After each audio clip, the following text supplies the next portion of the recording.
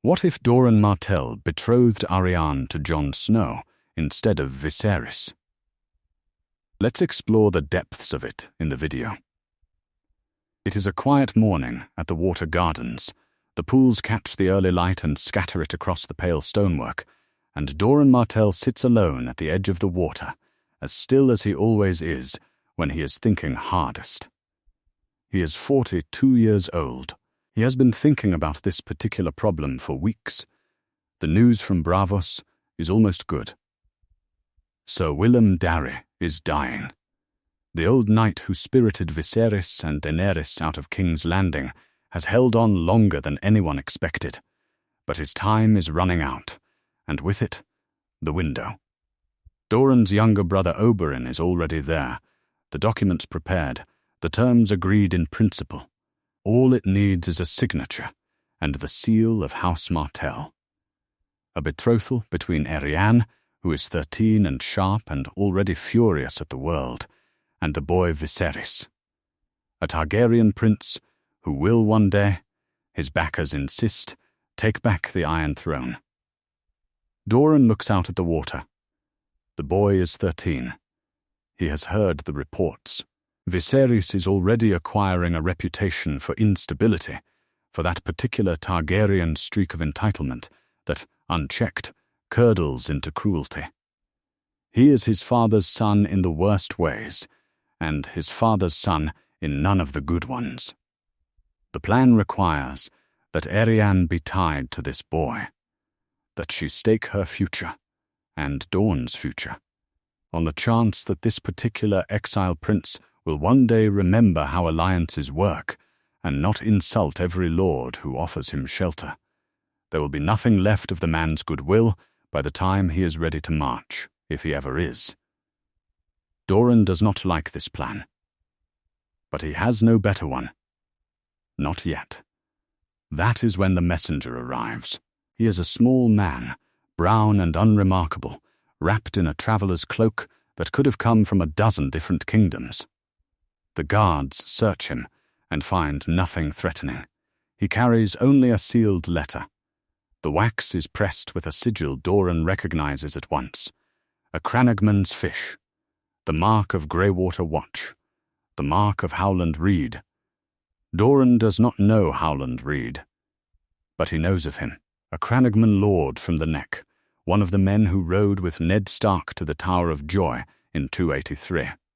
Doran has kept that list of names for 6 years. The Tower of Joy is in Dorne.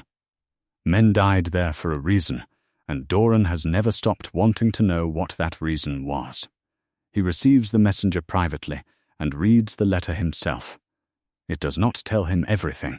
It says only that Howland Reed has knowledge that concerns the Lord of Sunspear directly, that it concerns the future of House Targaryen and the Iron Throne, that it would be unwise to commit to any arrangement in Braavos before this meeting takes place. Doran sits with it for a long time. Then he calls for a closed room and asks the messenger to tell him in person what he was sent to say. The messenger speaks quietly and quickly. He has a good memory and has been trained to use it. He recites what Howland Reed sent him with, and as he speaks, Doran goes very still. Jon Snow is not Ned Stark's bastard. He is Rhaegar Targaryen's trueborn son. He was born at the Tower of Joy in Dorne in 283 to Lyanna Stark. Rhaegar had annulled his marriage to Elia and wed Lyanna before a heart tree, with Septon Maynard as witness. The boy is Aegon Targaryen, 6th of his name. He outranks every living Targaryen claimant. He outranks Viserys. He outranks the girl. There is no one alive with a stronger claim to the Iron Throne. The Tower of Joy is in Dorne. Doran knew men died there. He knew Ned Stark brought only bones home from that place. He spent 6 years imagining what made 3 of Rhaegar's Kingsguard hold that tower against the world. Now he knows. And as the understanding settles into him, something shifts behind his eyes. He dismisses the messenger. He sits alone. Outside the window, the pools shine in the afternoon light, and somewhere in Winterfell, a boy with grey eyes is growing up, thinking he is no one. Doran begins to calculate. He thinks of Viserys, unstable and burning through goodwill before he has spent a day on a throne. He thinks of what attaching Arianne to that boy would cost her, what it would require of her patience, her pride, her future. He thinks about what it means to back the wrong Targaryen and find yourself at the losing end of someone else's war. Then he thinks of Jon Snow. Unknown, hidden, a secret no one else holds. Rhaegar's true-born firstborn, carrying the strongest claim in the realm inside a bastard's borrowed name. A boy who can be revealed at exactly the right moment, when the realm is breaking and the Lannisters are busy fighting every king alive. If Arianne is Jon's wife, she is not the Princess of Dorne. She is the Queen of the Seven Kingdoms. She still inherits Dorne. He thinks of Arianne, 13 years old and already half a politician. Married to the right man, she could be formidable. Married to Viserys, she would be wasted. It is the cleanest play Doran has seen in a lifetime of playing. He picks up his quill. He writes 2 letters. The first goes to Oberyn in Braavos.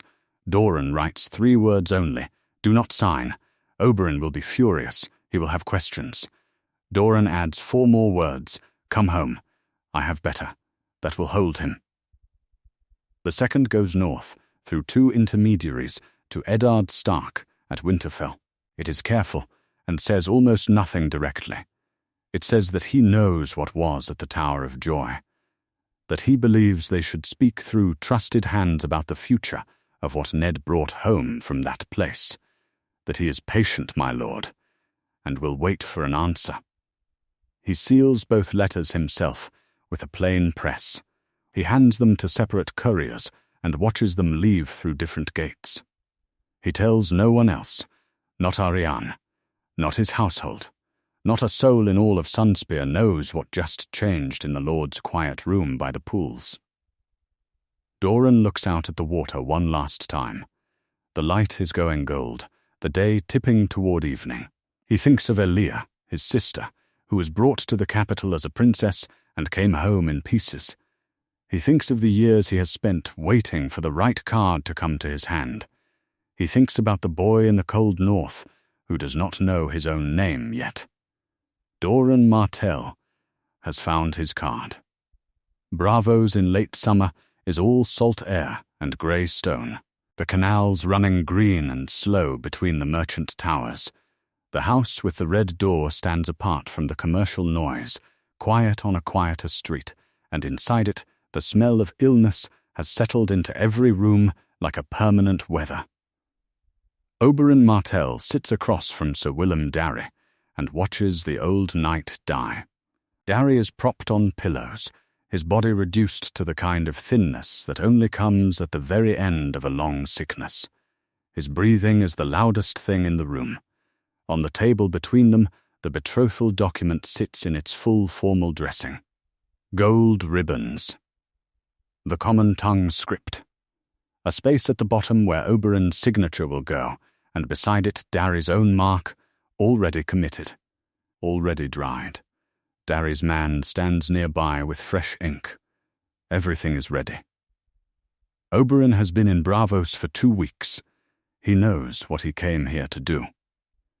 From the doorway, Viserys Targaryen watches.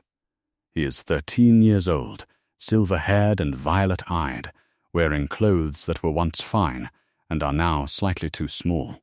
He holds himself like a boy who has been told since birth that he is owed something. His eyes move between Oberyn and the unsigned document with a hunger that has nothing to do with food.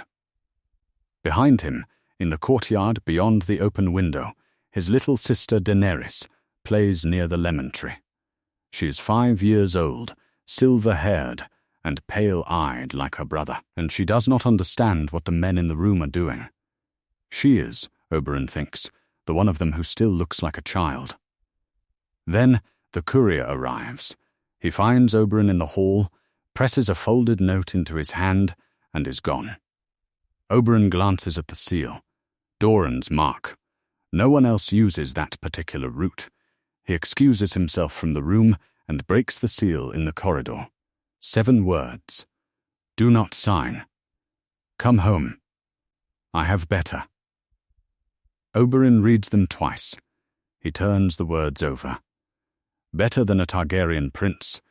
Better than the pact Doran himself sent him here to sign. Doran has recalled Oberyn from operations before, but never without reason. Oberyn does not always agree with his brother's thinking, but he has learned, through enough failures of his own, to trust Doran's timing when it comes to the long game. He folds the note. He goes back to the room.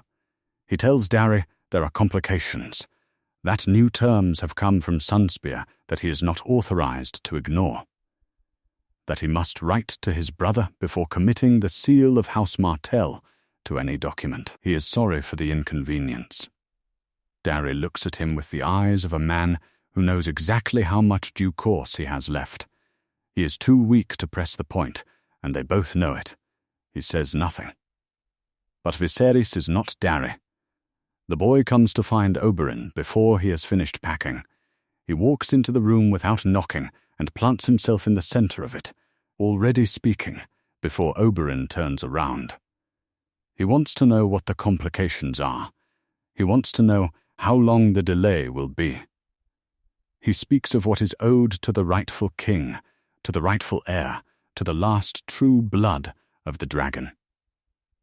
He uses the word owed in every other sentence, and each time his voice climbs slightly higher. He is 13 years old, and he already sounds like a man who has never once been told no, and has therefore decided that no is not a word that applies to him.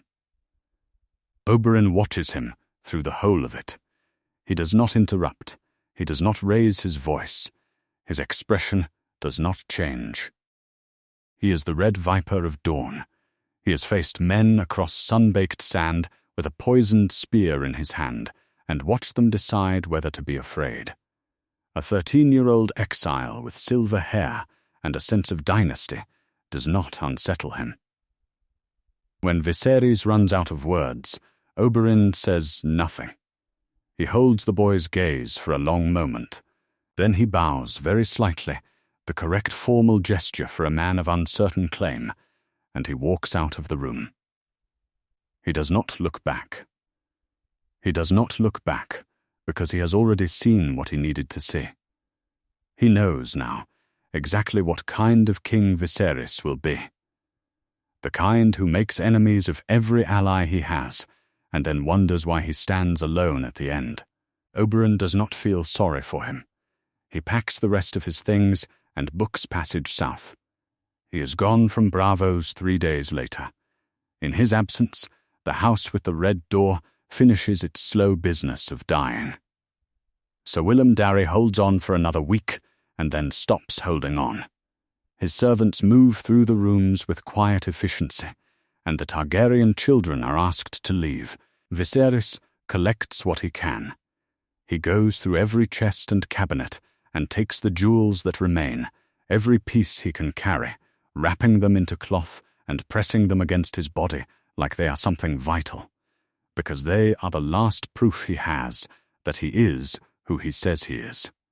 Without them, he is just a silver-haired boy in 2 small clothes standing on a Braavosi street with nothing. Daenerys stands in the courtyard and looks at the red door. She is 5 years old. She does not fully understand that she is leaving for the last time. She does not know that the years ahead will be wandering ones, city to strange city, dependent on the hospitality of people who mostly do not want them there. She only knows that the house with the red door was safe and the world beyond it is not. She looks at the door for a moment longer. Then Viserys pulls her by the hand toward the canal street, and she goes, because there is nothing else to do. He does not look back at the house. He is already looking forward, always forward, toward a throne he cannot see from here. No Dornish seal goes on the document. No ribbons are tied. The betrothal dies with the man who is keeping it alive, and without the backing of House Martell, Viserys walks into his exile years without the one alliance that might have given them shape. He will look for other supporters and find that lords do not love a cause that cannot pay for itself. He will sell his sister into a Dothraki marriage eventually, trading her future for an army that will not follow him the way he thinks it will. And he will die, as he always was going to die, far from any throne, with a crown of gold poured over his head by a man with no patience left for his demands. Meanwhile, somewhere on the open water south of the Stepstones, Doran Martell stands at the stern of a merchant galley and watches the Titan of Bravos shrink against the grey sky. The great stone figure grows small with the distance until it is nothing, and then it is gone. He thinks about the note tucked in his sleeve. 7 words. Do not sign. Come home. I have better. Oberyn has spent a long time wanting to hurt the people who killed Elia. He has spent years watching Doran plan and wait and plan some more, watching the board without moving pieces, trusting the patience of a man who thinks in decades, while Oberyn himself thinks in heartbeats. The note does not tell him what the better thing is. But Doran does not say I have better unless he means it in a way that changes everything. He looks at the horizon. The Titan is gone. Ahead there is only sea and light and the long road south toward dawn and whatever his brother has found. He smiles, a thin and private thing, and does not explain it to anyone. Arianne Martell is 17 years old, and she is learning to be patient, which is the one thing she is worst at. She has been at it for years now, practicing patience the way other girls in Dawn practice music or needlework, forcing herself to sit through boring councils, to smile at boring lords, to absorb the endless procedural detail of running a principality that everyone tells her she will one day inherit. She knows she will inherit it. She has known since she was old enough to understand what the word heir meant. That is not the question. The question is what she is supposed to do with the waiting. Sunspear, in the years after her 12th name day, is a city of study and restlessness. Arianne rides through the Shadow City in the mornings, moving through the maze of narrow streets and tanners' stalls and fish markets, watching how Dornish commoners watch their lords. She sits through the councils, where her father's advisors discuss grain stores and border disputes with the Reach, and she listens more than she speaks. Because Doran has told her that listening first is how you understand what people actually want, as opposed to what they say they want. She thinks this is probably good advice. She is still furious at him. She does not fully understand why. It is a feeling she carries like a stone in her pocket, heavy and always there. She watches Doran move through the water gardens with his careful, deliberate pace, his dark eyes moving across the pools and the children playing in the shallows, and she sees the patience in him and cannot decide if it is strength or a kind of cowardice. He plans and plans, and waits, and Elia is still dead, and the Lannisters still sit in King's Landing, and Dawn waits. The departure of her mother does not help. Melario of Norvos has been leaving for years, in truth. She has been leaving since Quentyn was sent to Euronwood to be fostered, since Doran made that arrangement over her desperate protests and then held to it while she broke apart from the inside. She has been leaving in pieces, room by room, growing quieter and more absent, until one morning the absence is simply complete. Arianne finds out that her mother is gone the way she finds out most important things in this house, not directly, not from her father. She walks past Melario's rooms, and the door is standing open, and the room is empty, in the specific way rooms are empty when the person who lived in them has taken everything that mattered and will not be coming back. She sits down on the edge of the bed and looks at the wall. She does not cry. She is too angry for crying. She is angry at her father, and she is angry at the distance between Sunspear and Yorenwood, where her brother Quentyn sits learning to be someone else's ward, and she is angry at all this loss that never announces itself and just quietly takes things. She sits there a long time. Then she gets up and goes back to her day, because there is nothing else to do. Doran does not go after Malario. He knew before Arianne did, probably. He says nothing to Arianne about it, and she does not ask him to. There is no scene. There is just the empty room and the harbour and a ship that leaves for Norvos at the morning tide, and after that, Malario of Norvos is simply gone from Dorne. Quentyn sends a letter from Euronwood. He has heard. He is sorry. He is 8 years old, and the letter is careful and formal, the handwriting of a boy who has been taught that careful and formal is what lords do.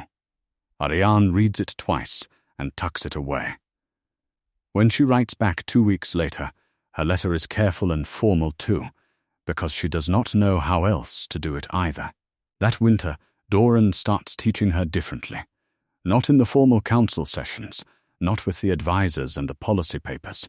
In the evenings when the Shadow City has gone quiet and the water gardens are empty of everyone but the two of them, he speaks to her as though she is already the person she is being prepared to become. He talks about Targaryen dynasty. Not the fall of it, not the Mad King or Robert's rebellion.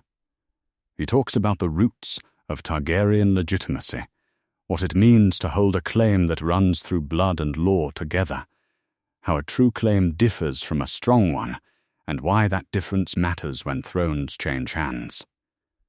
He talks about what it would mean to be queen of the 7 kingdoms, not princess of one, not heir to a desert principality at the edge of the continent. Queen all 7. He does not name anyone. He speaks in structures, in theory, in historical example. He talks about Dornish inheritance law, about how the law here respects primogeniture regardless of sex, about how the same logic does not hold north of the Red Mountains, about how a queen of Westeros would need to make the realm understand it on different terms. He watches her as he talks. He is not teaching her history. He is building something. She is too sharp to miss the shape of it. She lets 3 weeks go by. Then she asks him directly.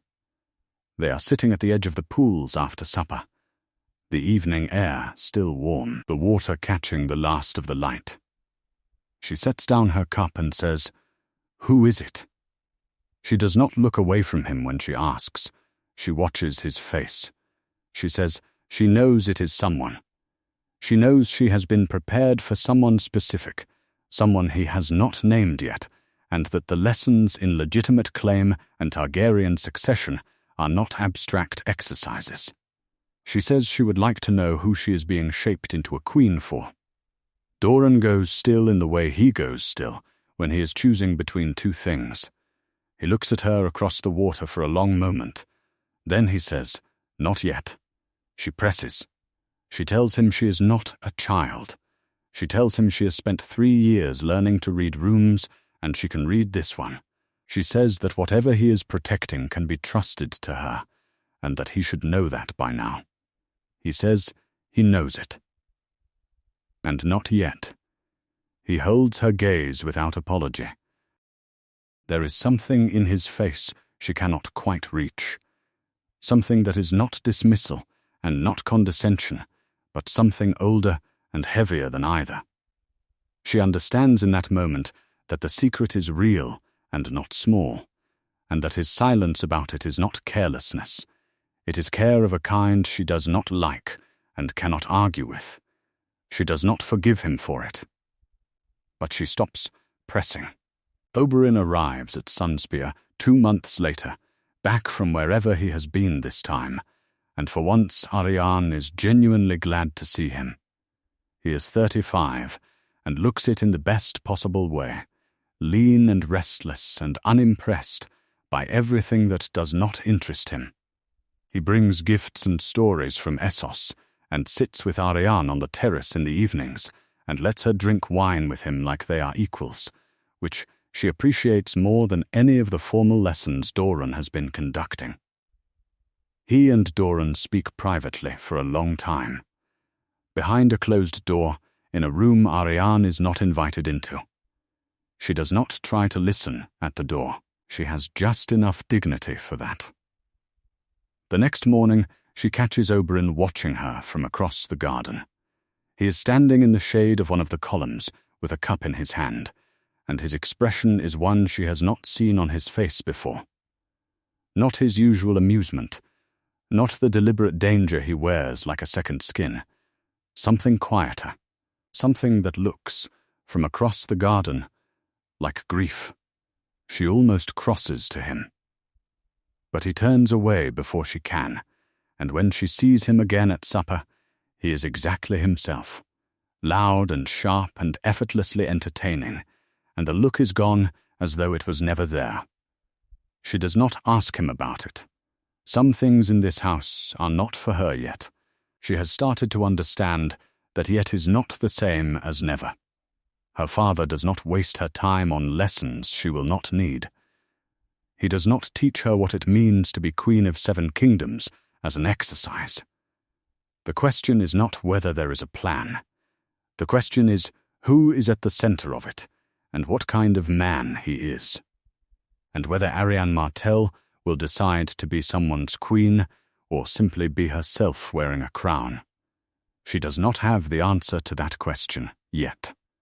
But she is 17 years old, with dark eyes and a sharp mind and a patience she practices every day like a muscle that hurts when you use it. And she has plenty of time to find out. N/thinking. Chapter 3.txt is written, estimating approximately 6,550 characters, targeting the 6,500 mark. What the chapter delivers, all 5 beats covered, Arianne at 17 studying and chafing under ignorance, Malario's quiet departure, and the empty room. Doran's evening lessons in Targaryen legitimacy without naming Jon, Arianne pressing Doran directly and being told not yet. Oberyn visiting and watching Arianne with that quiet look of grief canon physical descriptions matched, Arianne described as having dark eyes and an angular sharpness, no invented physical details. Research, TXTB says dark hair, olive skin, large dark eyes, considered very beautiful, curvaceous figure. The chapter references dark eyes and keeps other traits implicit in how she moves and holds herself. Malario's departure, handled exactly per the outline, no dramatic confrontation, just an open door and an empty room. Quentin's fostering at Euronwood as the cause Doran's teaching style, speaks in structures and historical theory, names no one consistent with research.txte, constraint 5 Arianne's canon tendency toward unilateral action, established as the pressure Doran is managing by giving her partial information, Oberyn's grief for Elia, shown through the look across the garden. Not stated directly consistent with his motivation style rules, present tense throughout, no em-dashes, no semicolons, no section headers.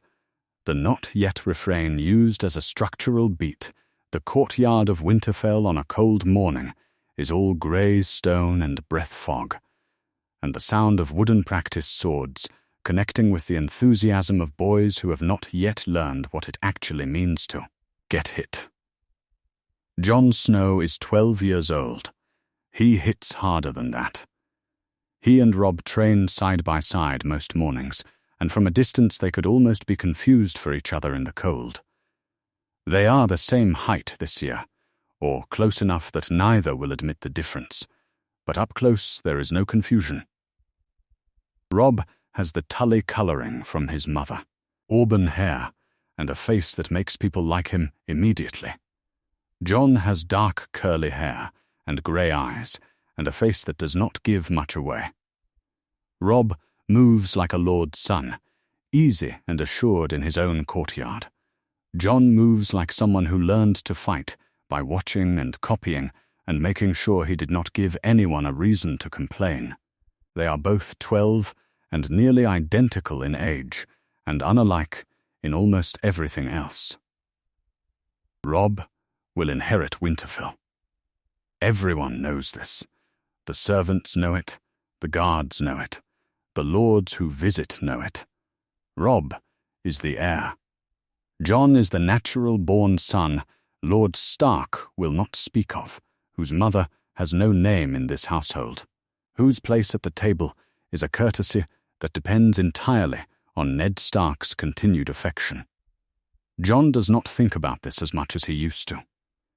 He has found that thinking about it does not change it, and Robb has never treated him as anything other than a brother, and in the end the courtyard and the sword and the morning cold are the same, regardless of what name you carry.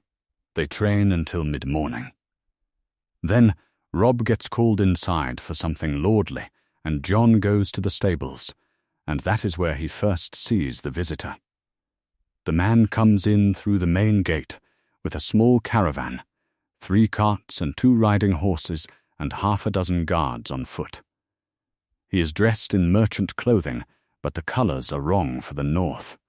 Orange and red, deep and warm, not the muted greys and browns that traders from White Harbor usually wear. Jon notices it because it is the kind of detail he has learned to notice, and then, when the man shifts his cloak, he sees the badge pinned to the doublet beneath. A red sun pierced by a gold spear, set on orange.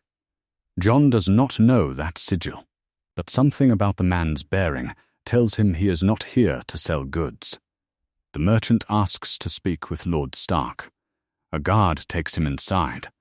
The carts stay in the yard, and the hired men mill about, and Jon watches them from the stable doorway for a moment, before going back to his work. He does not think much more about it, until he passes back by the great hall and notices that the door to his father's solar is closed, with a guard standing outside it. A guard outside the solar is not unusual for council. It is unusual for a merchant. He does not linger. But he is in the yard when the merchant comes out an hour later, and he sees his father's face. Ned Stark is not an easy man to read. He has spent years keeping his expression, even in situations where other men would show everything. But Jon has been watching Ned's face since he was old enough to understand that faces tell you things, and what he sees now is something he does not have a name for. Something held very tight, like a rope under tension. Something that might be relief, or might be the kind of worry that looks like relief, because the worst of the waiting is over. The merchant leaves the same afternoon. The caravan rolls back out through the gate before supper, without stopping at the market, without taking a room for the night. He came to Winterfell with one purpose, and he has completed it. At supper, Catelyn Tully sits at her husband's right hand and watches. She is a clever woman, and she has always known more about this household than anyone gives her credit for. She has known since the beginning that Ned's bastard is a particular wound in this family, and she has kept her distance from the boy the way you keep distance from something that will not heal. She is not cruel about it. She is cold. There is a difference, though not much of one from the other side of it. Tonight she watches Jon at his end of the table, and she watches Ned at his end, and she notices that Ned's mind is somewhere else this evening. His eyes keep drifting inward, toward whatever the afternoon's meeting left behind, and there is something in the way Ned does not look at Jon that tells Catelyn the boy is connected to it somehow. She does not know what the Dornish merchant carried north, or what he left in Ned's thinking. But she feels it the way you feel a cold draft before you find the gap in the wall. She says nothing. She is the wife of the Warden of the North, and she knows when to say nothing. But she looks at Jon once, briefly, and the look is not kind. Jon goes to the godswood after supper. He does this sometimes when the weight of the household presses too close, when Catelyn's silence is louder than conversation, and the space he takes up at the table feels too narrow for a person. The godswood at night is better. The carved face on the weirwood looks out from the pale wood in the dim light, ancient and unimpressed by everything, and the red leaves hang still over the black pool, and it is one of the few places in Winterfell where Jon can sit without feeling like he is in someone else's space. He is sitting at the roots of the weirwood when Ned finds him. His father sits beside him without ceremony, which is something Ned does sometimes in quiet moments, as though he forgets he is Lord of Winterfell and can simply sit where he chooses. They sit together in the dark. Jon waits. After a while, Ned speaks. "There may come a time," he says, "when I ask you to go somewhere without asking why, to go without question, and trust that I have a reason worth trusting." He pauses for a moment. "Will you promise me that?" Jon looks at his father in the thin light filtering through the weirwood's branches. He looks for something in Ned's face that will explain the question, some piece of context that makes it sensible. He does not find an explanation. He finds only the same tight, held thing he saw earlier, the same weight behind the grey eyes, the quiet urgency of a man who needs the answer to be yes and does not want to say why. "Yes," Jon says. "I promise." Ned does not say thank you. He sits with Jon a little longer, quiet, and then gets up and walks back toward the hall. Jon stays in the godswood and watches the red leaves move in the dark and thinks about promises made without knowing what they are for. He is 12 years old. The weirwood face looks down at him from the pale wood, eyes carved open in that permanent expression of something between knowing and watching. Jon has sat in this spot more times than he can count. He has never felt watched by it until tonight. He does not know what the Dornish merchant carried. He does not know what it meant that his father's face went tight and then settled. He does not know that somewhere south of the Red Mountains, a man in a quiet room by a pool has been waiting for years for exactly the kind of answer the merchant delivered today. He knows only that Ned asked, and that Ned does not ask things without reason, and that the reason is something his father cannot say out loud inside these walls. He stays in the godswood until the cold drives him inside. The night holds still around him the whole time, the gods watching, the leaves red in the dark. He does not sleep well. The raven from King's Landing arrives on a grey morning, and Ned reads it in his solar with the expression of a man who has been waiting for bad news and has finally received confirmation that the wait is over. Jon Arryn is dead. The King's Hand, the man who served the realm for years and raised Robert Baratheon and Ned Stark both, is dead, and Robert is riding north. Ned sets the letter on his desk and does not move for a long time. He knows what the letter means.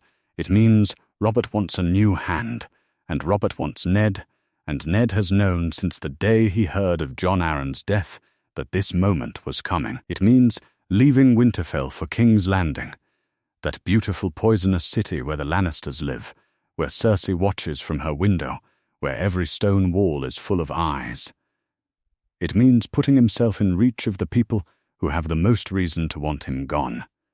And it means leaving Jon. This is the part that does not let him sit still. Jon is 15. If Ned goes south and something happens to him there, Jon is alone in Winterfell, with no one who knows the truth, and no one who can protect him.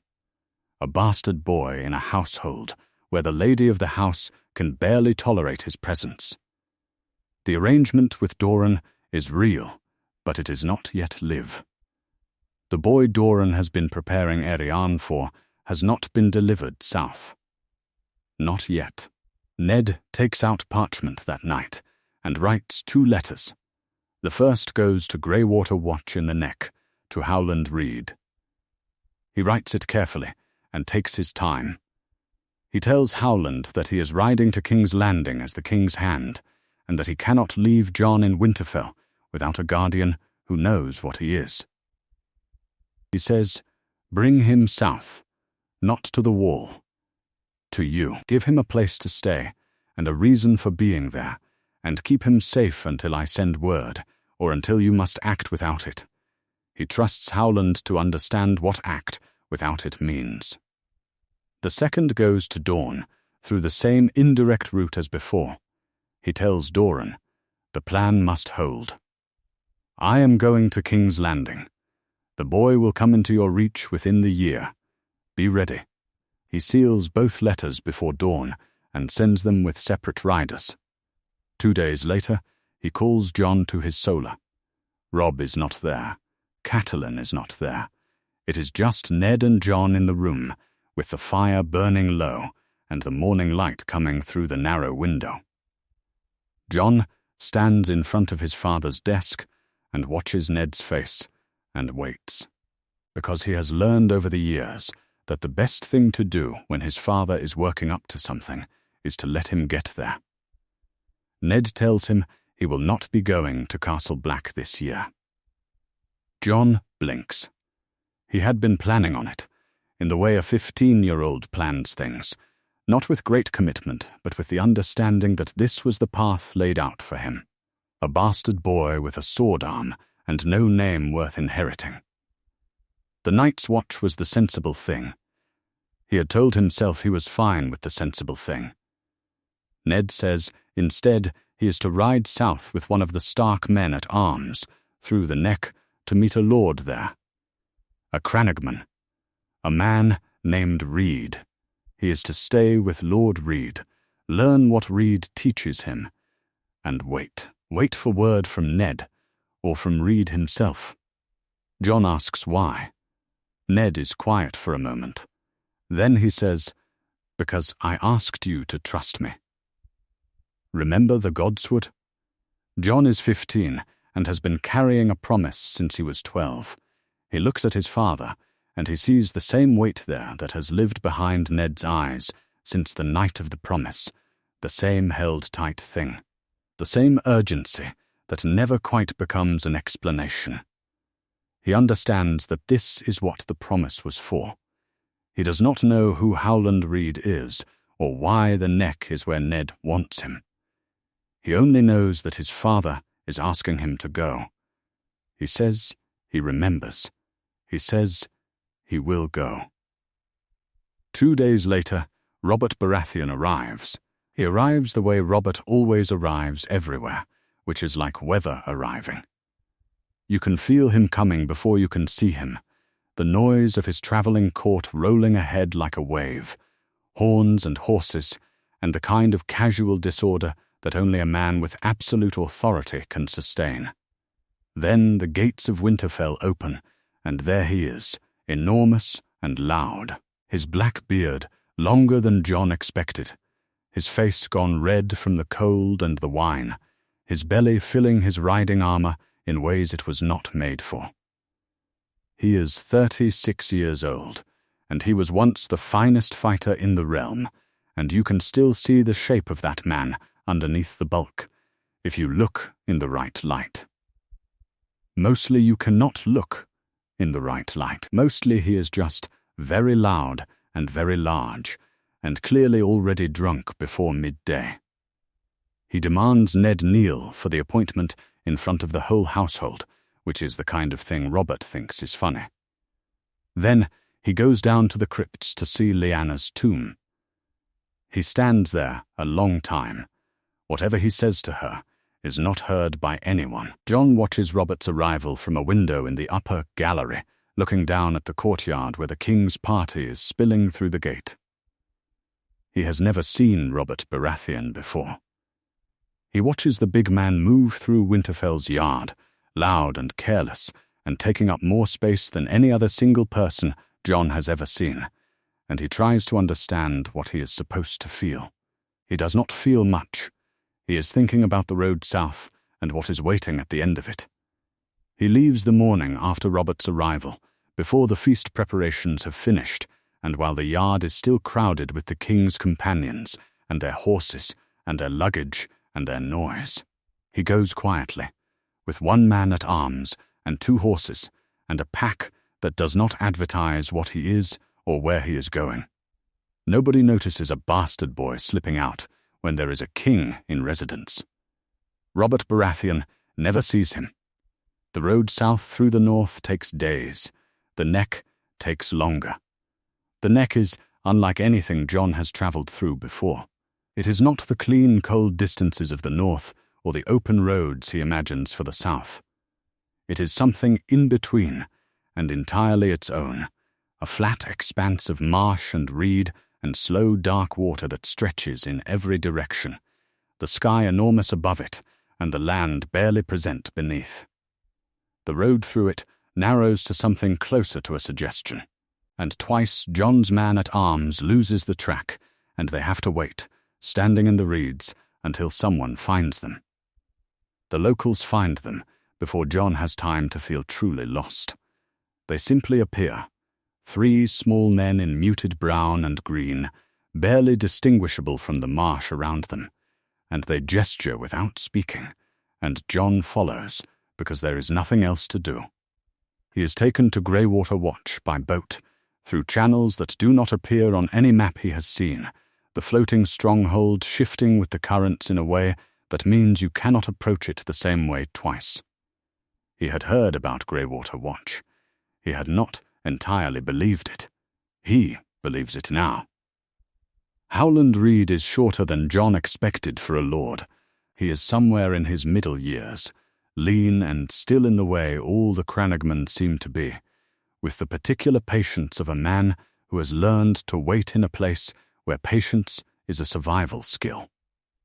He takes one look at Jon, and his face does something brief and controlled that Jon cannot read, and then he extends his hand and says simply, "Welcome."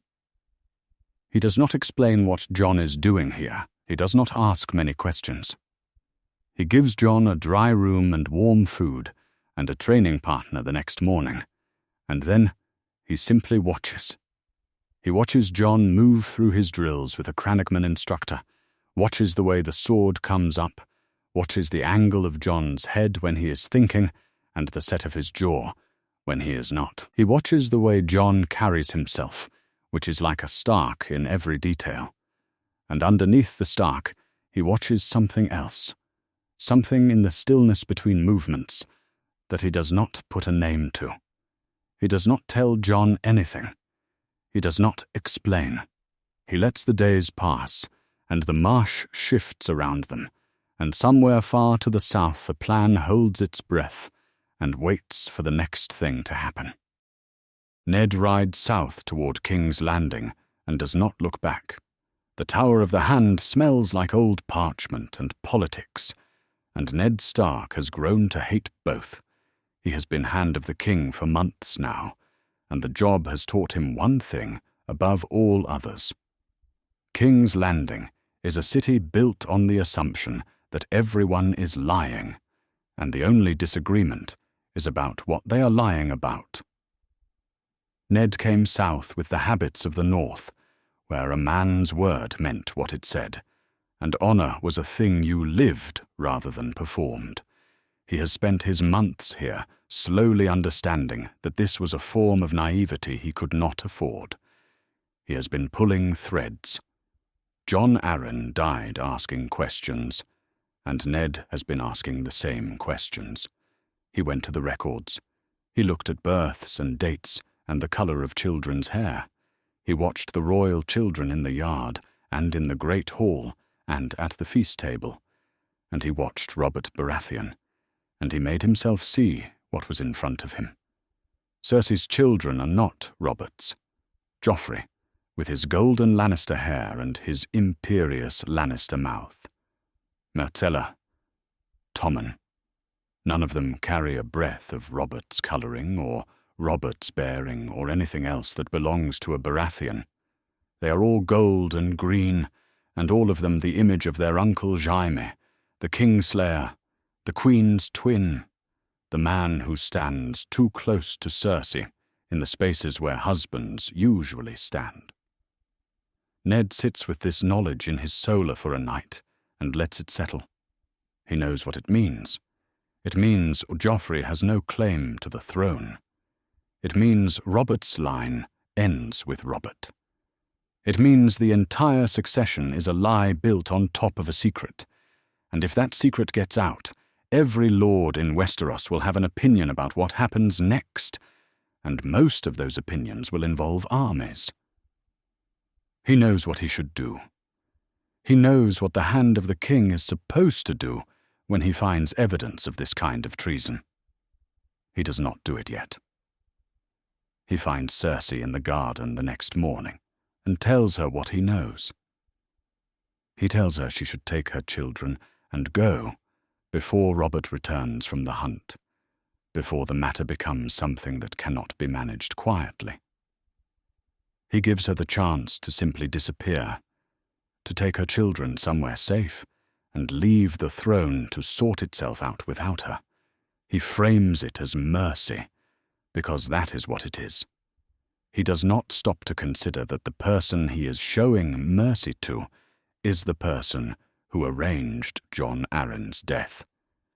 He does not stop to consider that a woman who can do that will not be moved by mercy. He is Eddard Stark of Winterfell, and the instinct runs too deep to suppress, and it is going to kill him. Cersei looks at him with those green eyes and says nothing that can be used against her. She simply listens and thanks him for his candor. Then she goes to see about the strong wine. The news of the hunt comes back in pieces. Robert has been gored. The boar got him deep in the side. He is being carried back to the city. He is alive. He drank heavily before the kill, more heavily than usual, and the wound is worse for it. He is not alive for long. Ned is at the bedside when Robert dies. He holds the king's hand at the end and listens to the breath go ragged and then stop, and he thinks of the boy he knew at the Eyrie before any of this, the boy with the war hammer and the laugh that carried across a courtyard, and he thinks that boy has been dead for years already, and this is just the body catching up. Joffrey is declared king before the bedchamber has been properly prepared for the body. Ned has documentation. He has Robert's own signed statement, witnessed and sealed, naming Ned protector of the realm should Robert die while his heir is still a child.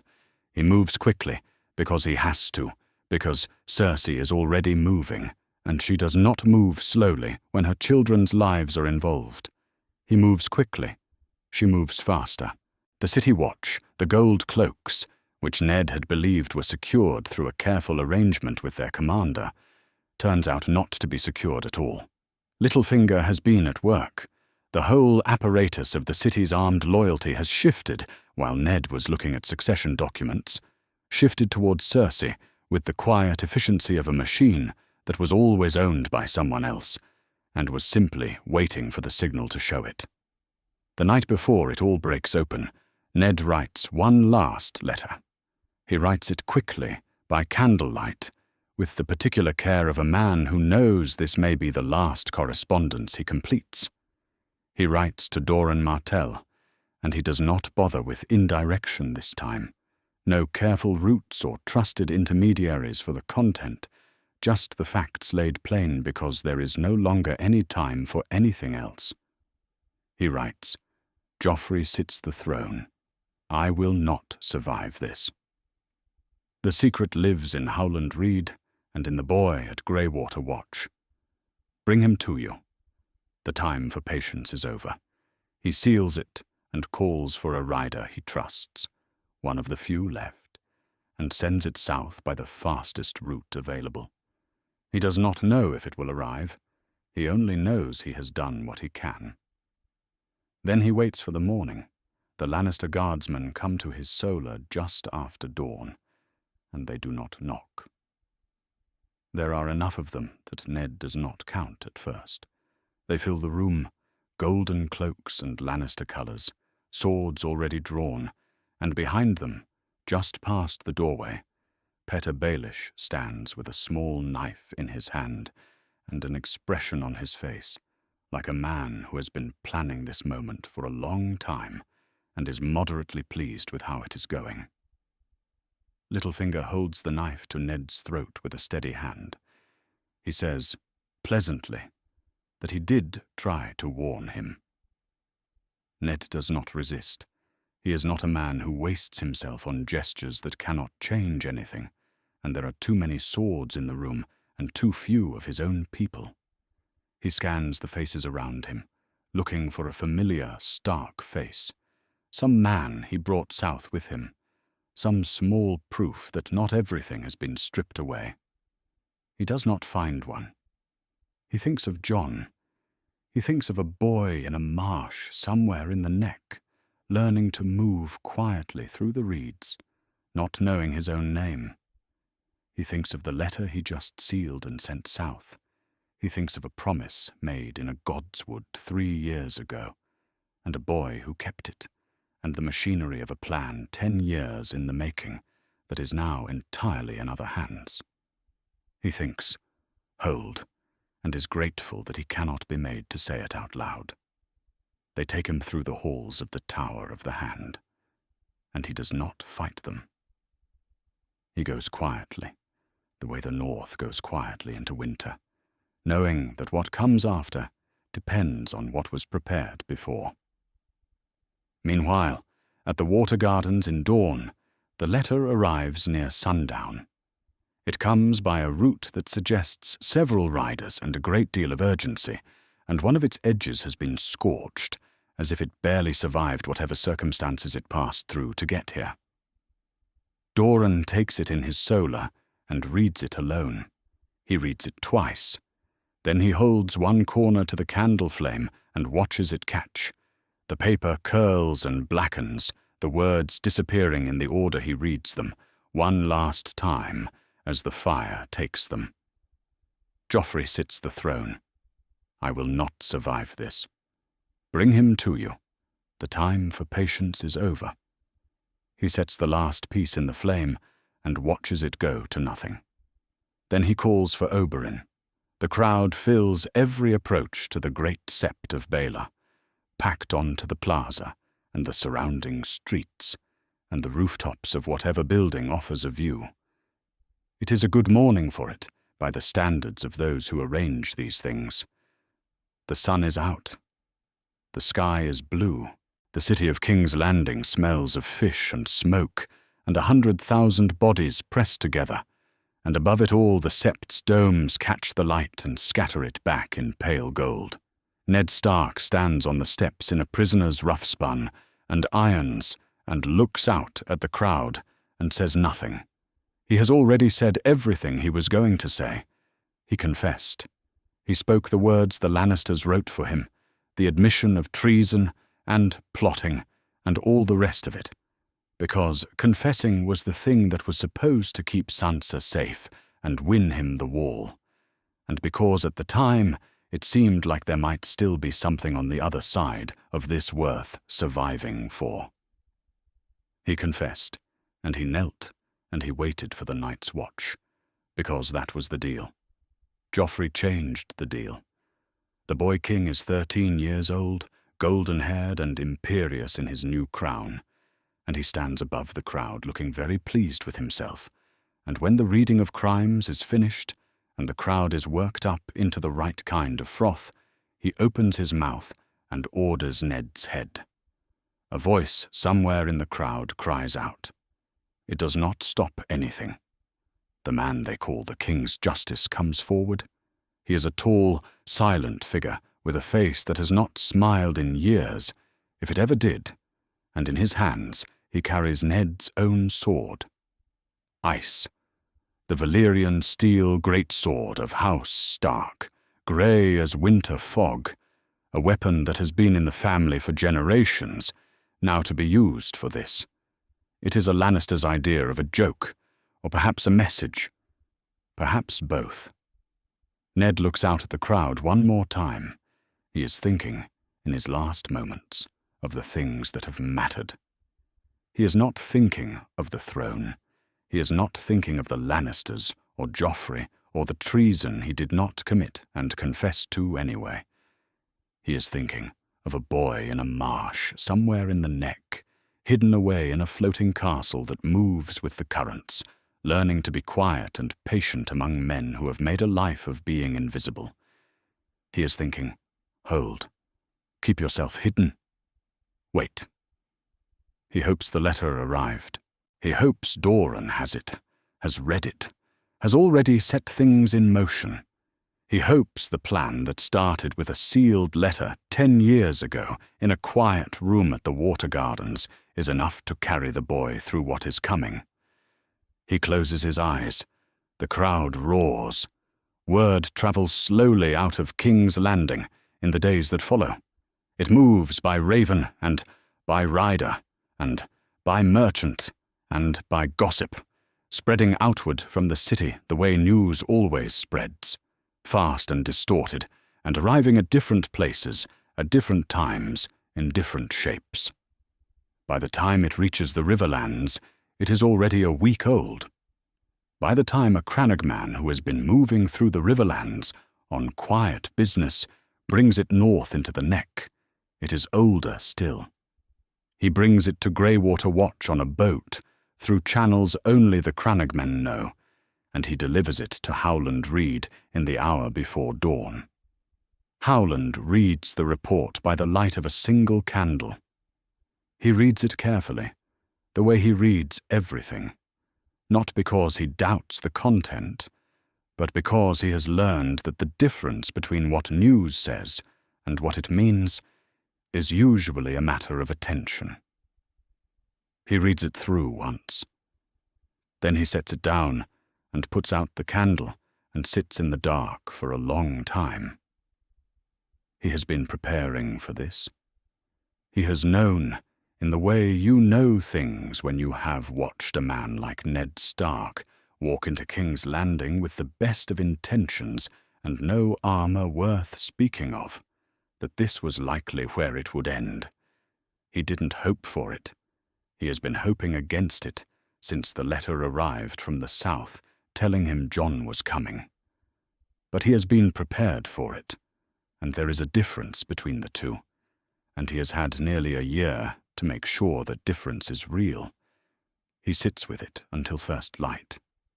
Then he gets up, and he goes to find Jon.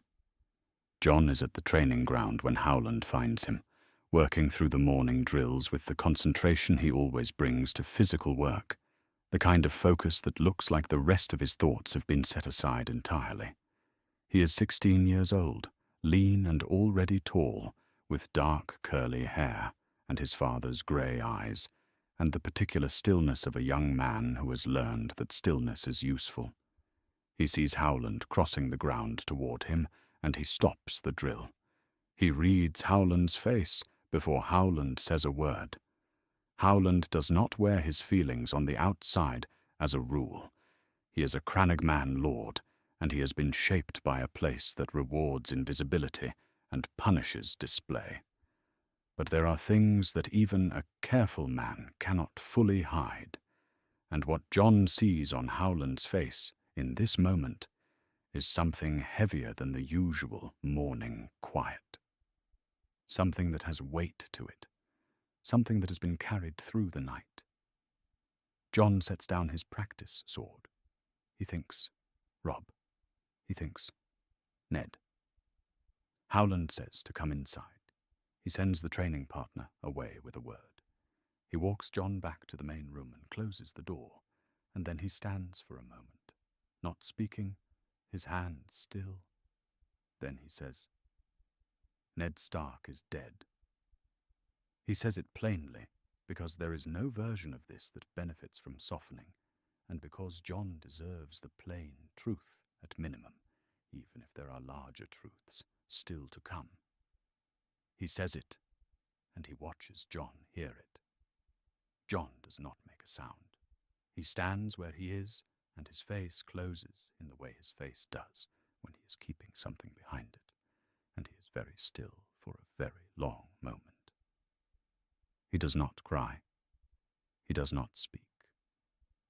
He stands and he breathes, and he holds whatever is happening inside him without letting it out.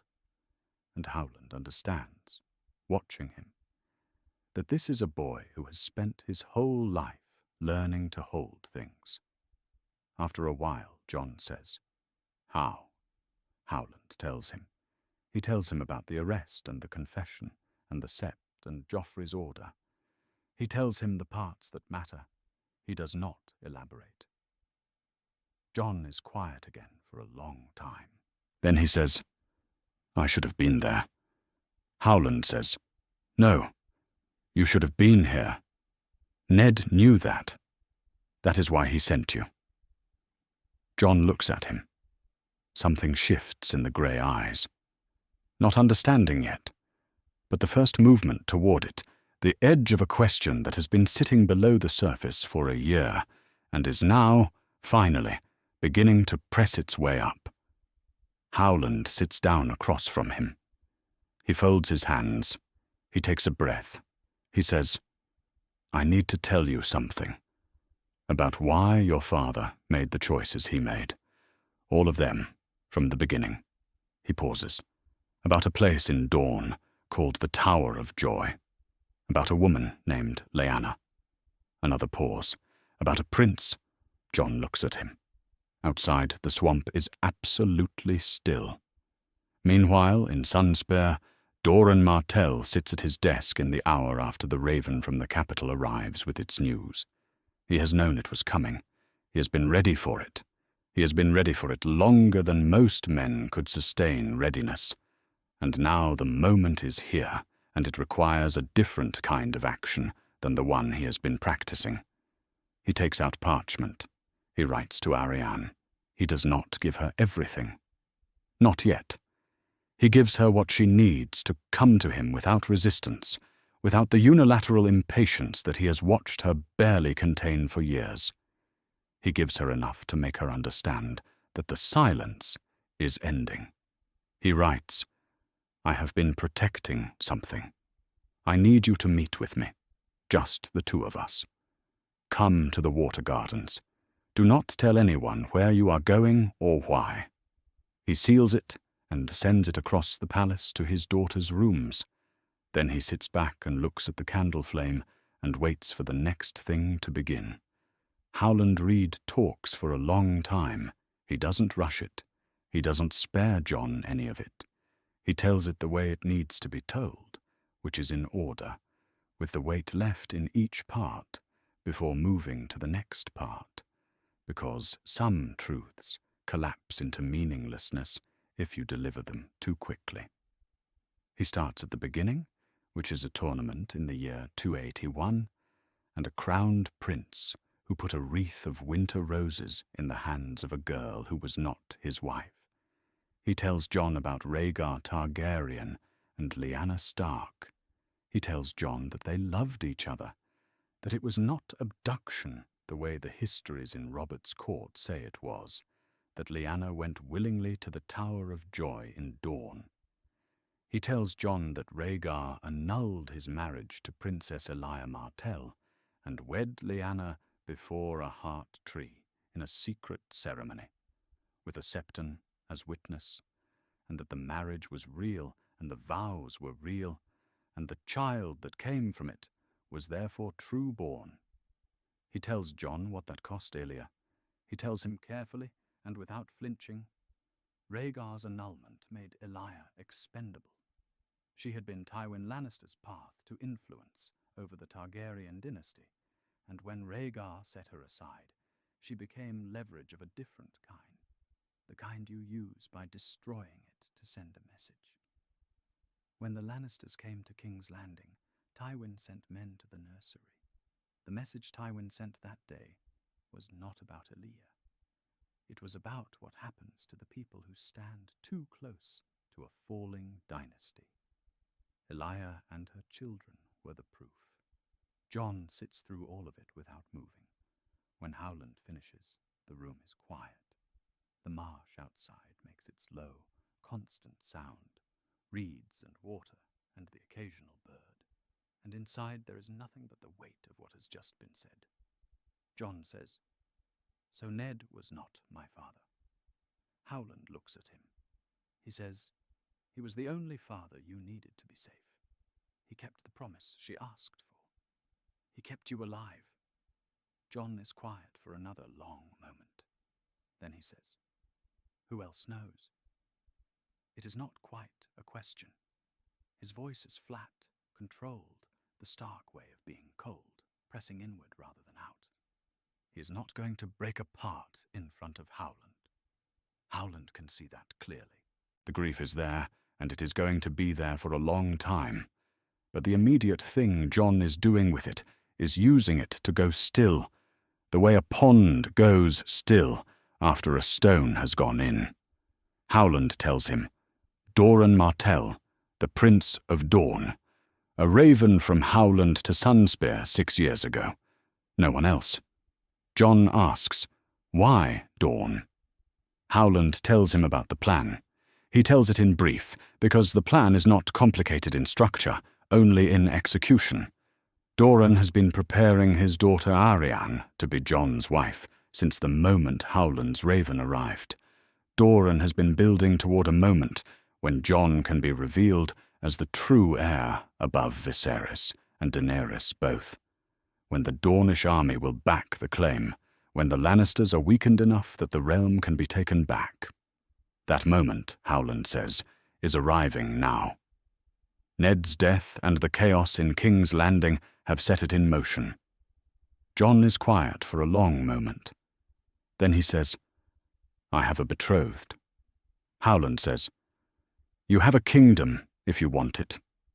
Jon looks at him, and then he looks out at the swamp through the narrow window, the dark water and the reeds and the grey sky above. He thinks about what wanting means. He thinks about a kingdom made of 7 parts that don't agree with each other, and a throne made of swords that no one who sat it found comfortable. He does not want a kingdom. He wants Ned back. He wants the courtyard at Winterfell, and Robb's laugh, and the godswood at night, and the simple fact of a father who kept a promise for 15 years without ever being asked to explain it. He does not say any of this. He sits with it for a while. Then he says, "Tell me about Arianne Martell." Meanwhile, in Sunspear, across the width of an entire continent, Arianne Martell is learning the same truth from the other side of it.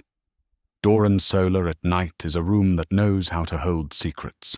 The walls are thick, and the windows face the courtyard rather than the street, and Doran has sent everyone away. It is just the 2 of them, father and daughter, the candle between them on the desk.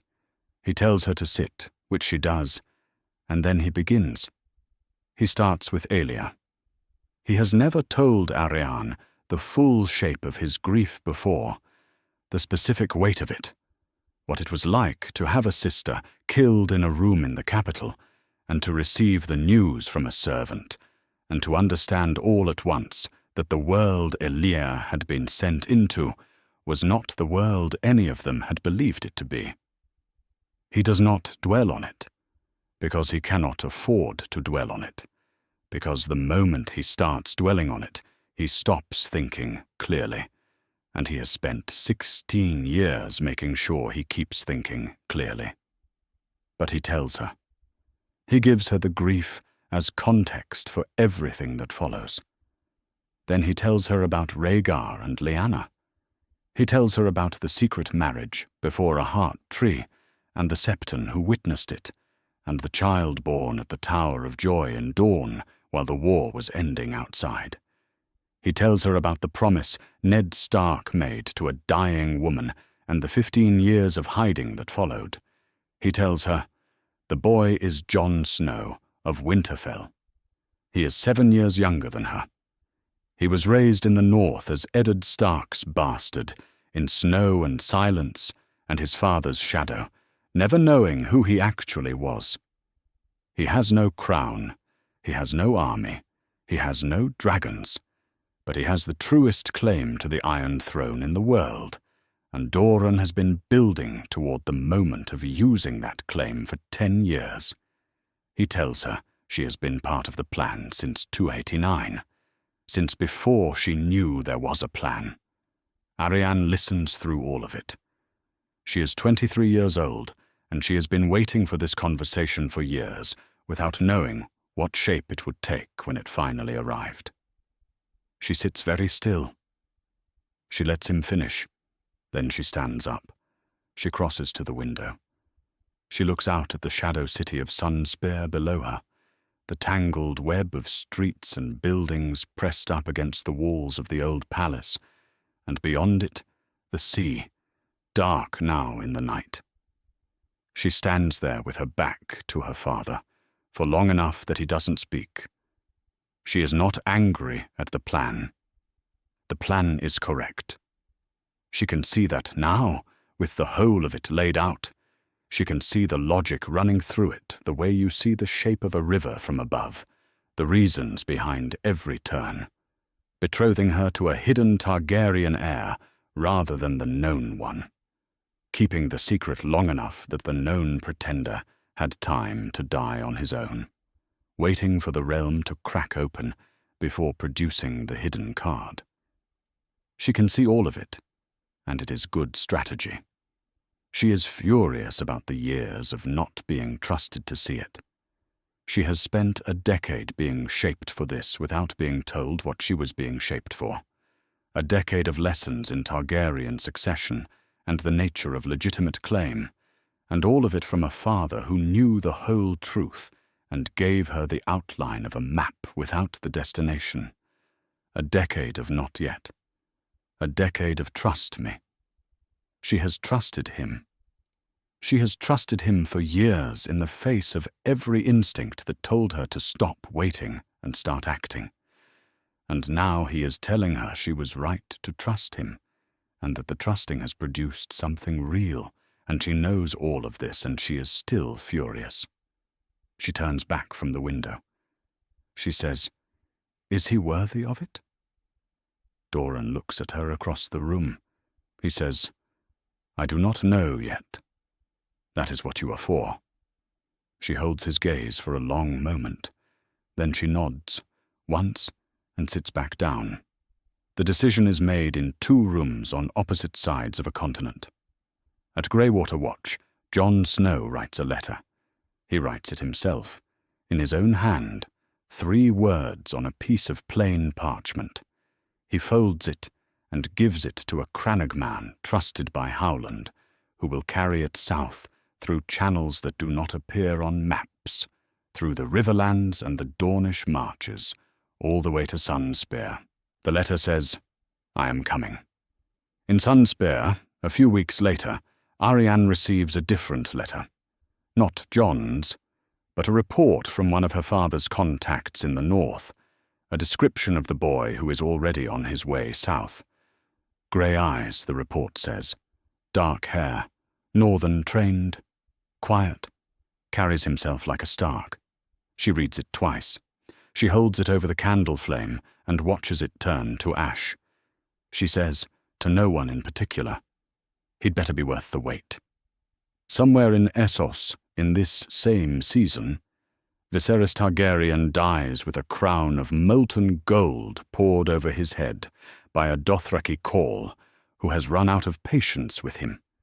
He dies as he lived, demanding what he was owed from people who no longer felt they owed him anything. The old pretender's claim goes out with him, and no one with any power mourns it. The field narrows. The hidden card is the only card left. Jon Snow leaves Greywater Watch on a morning when the marsh is hidden under low fog, the water invisible beneath it, the reeds standing up through the white like the masts of sunken ships.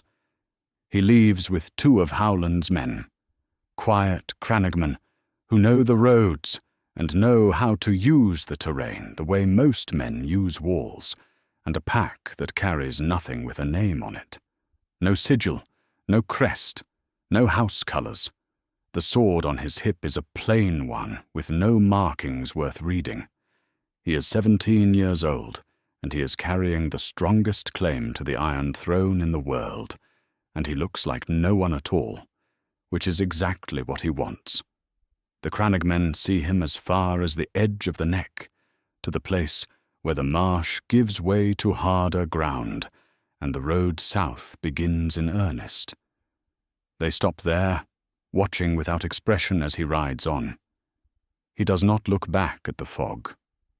The road south through the neck is strange and flat and slow, but the road south into the riverlands is something else entirely. He smells it before he sees it. Smoke carried on the wind from somewhere east. Then the first burned village, half a day's ride into the riverlands proper. The shells of buildings, the blackened timbers pointing at the sky, the fields around them gone to ash. Nobody moves through the ruins. Whatever livestock had been there is gone, either taken or fled or killed. Jon rides through it without stopping and keeps his face still and his hood up and says nothing. This is what the war looks like from the ground. He has heard about the War of the Five Kings from Howland's informants, the dispatches that came through the neck from men who moved between armies as traders and travellers, watching.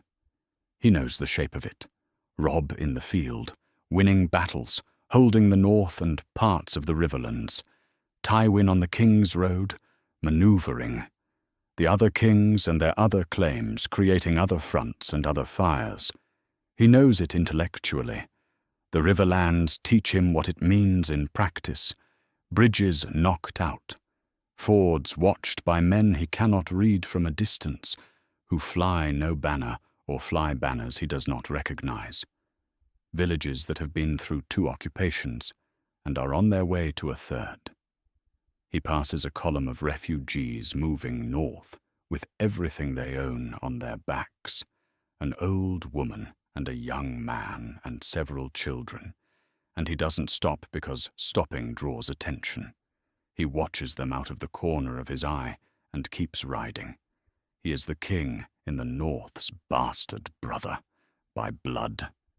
He is also no one, by necessity. He does not join any column. He does not camp near any armed group he cannot identify.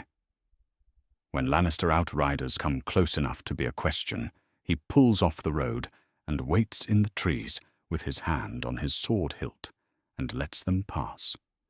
He is very good at being patient in silence. Howland's marshes taught him that much. He does not think about what Robb does not know. He tries not to think about what Robb doesn't know. The riverlands take longer than he planned. He is cautious, and the roads are difficult, and twice he has to backtrack around a blocked ford. By the time he comes out the other side of the worst of it, heading south toward the King's Road, and then away from it, the land is already starting to change.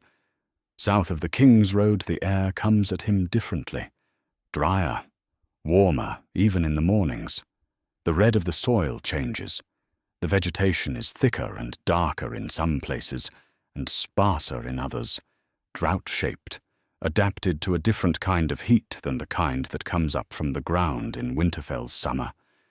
He passes into the Dornish marches, by way of roads that become suggestions, and then become paths, and then become something you can only follow if you already know where you are going.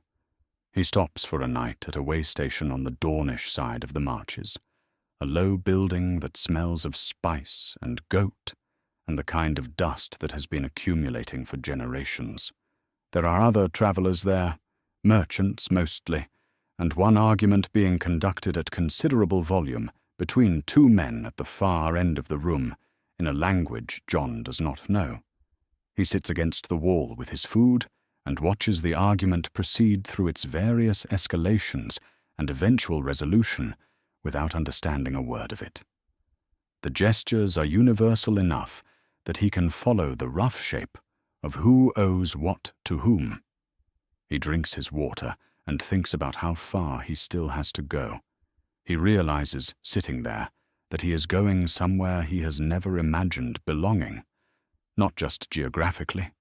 He is going somewhere that has been waiting for him, planning for him, shaping another person to stand beside him, for 11 years. He is expected there in a way he has never been expected anywhere.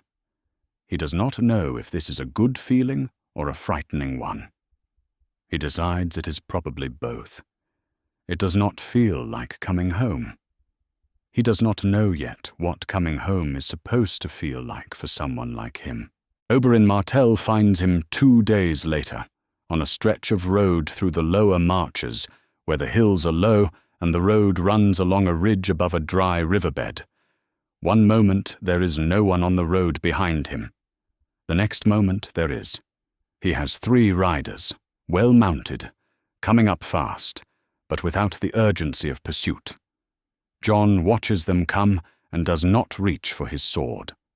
Whatever they are not trying to hide.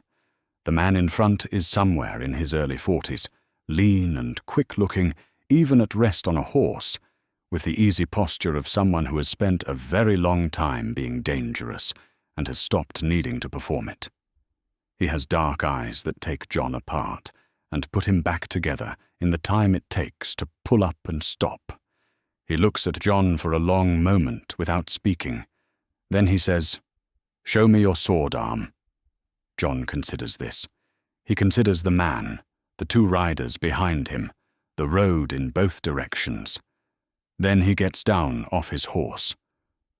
What happens next is not quite a duel and not quite a sparring session.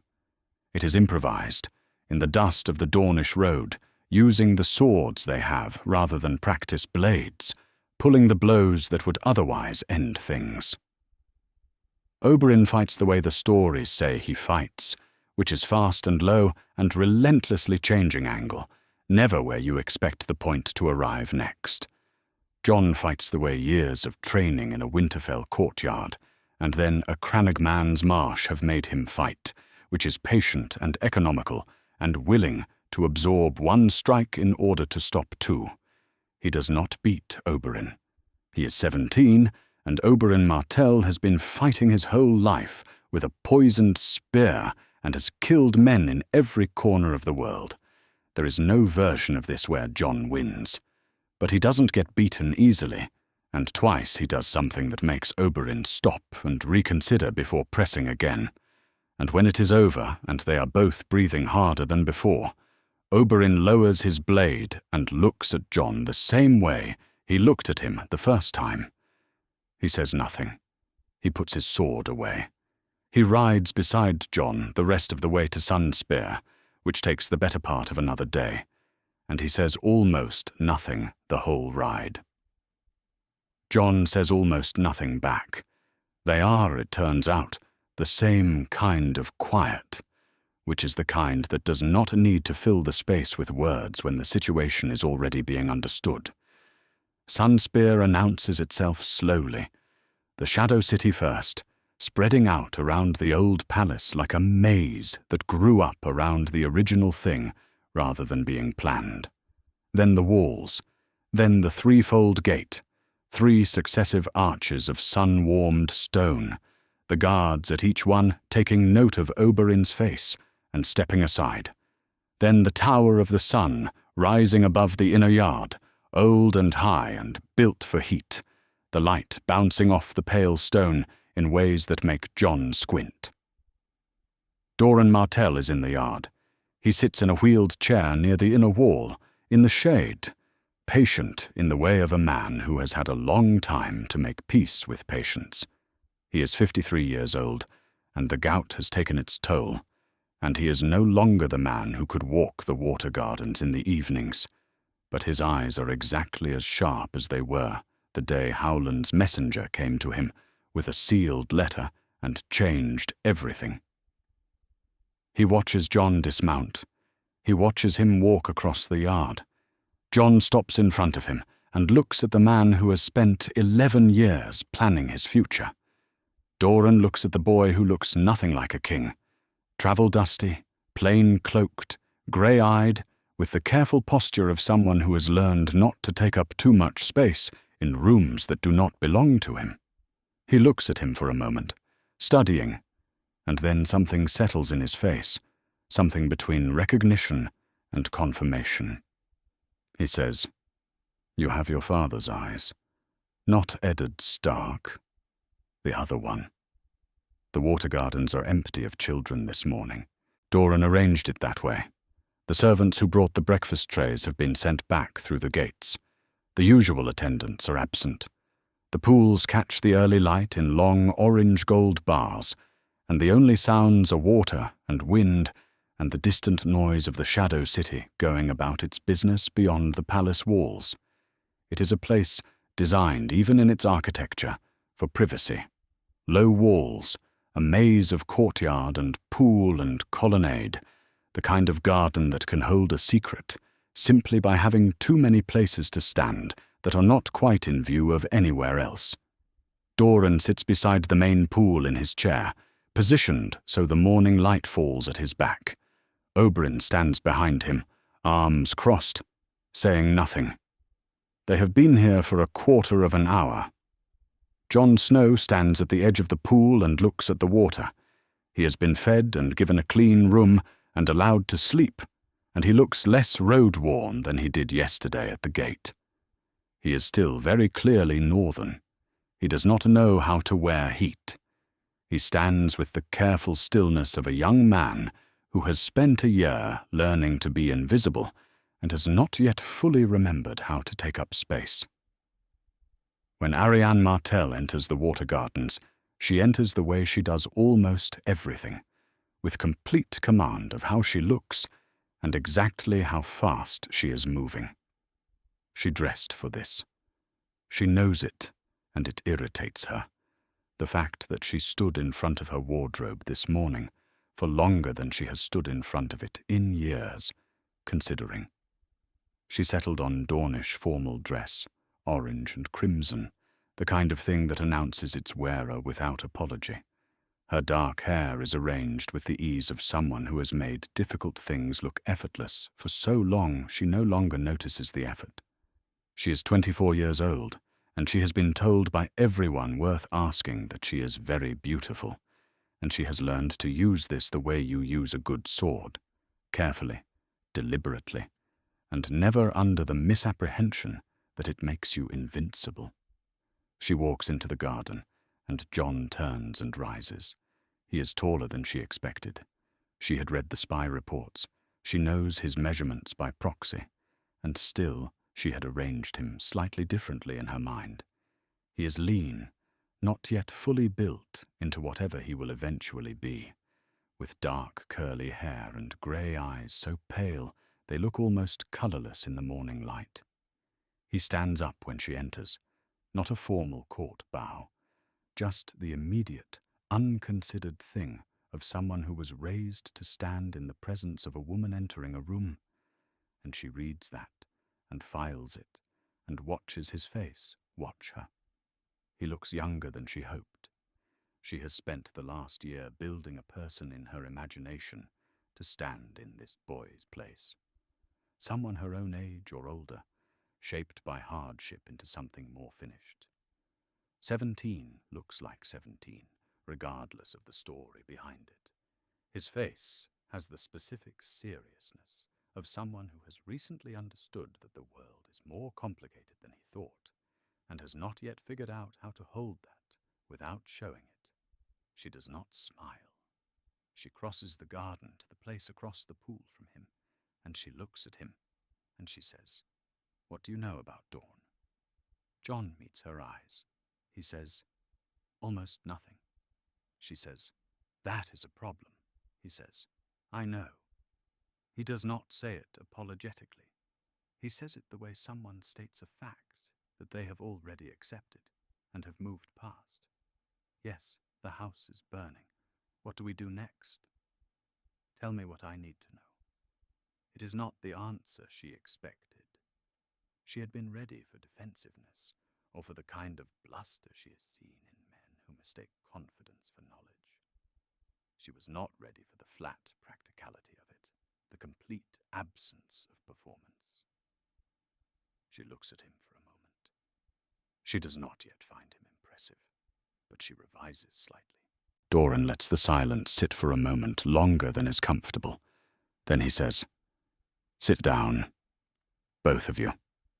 They sit on opposite sides of the pool, on the low stone benches, with Doran between them like a judge.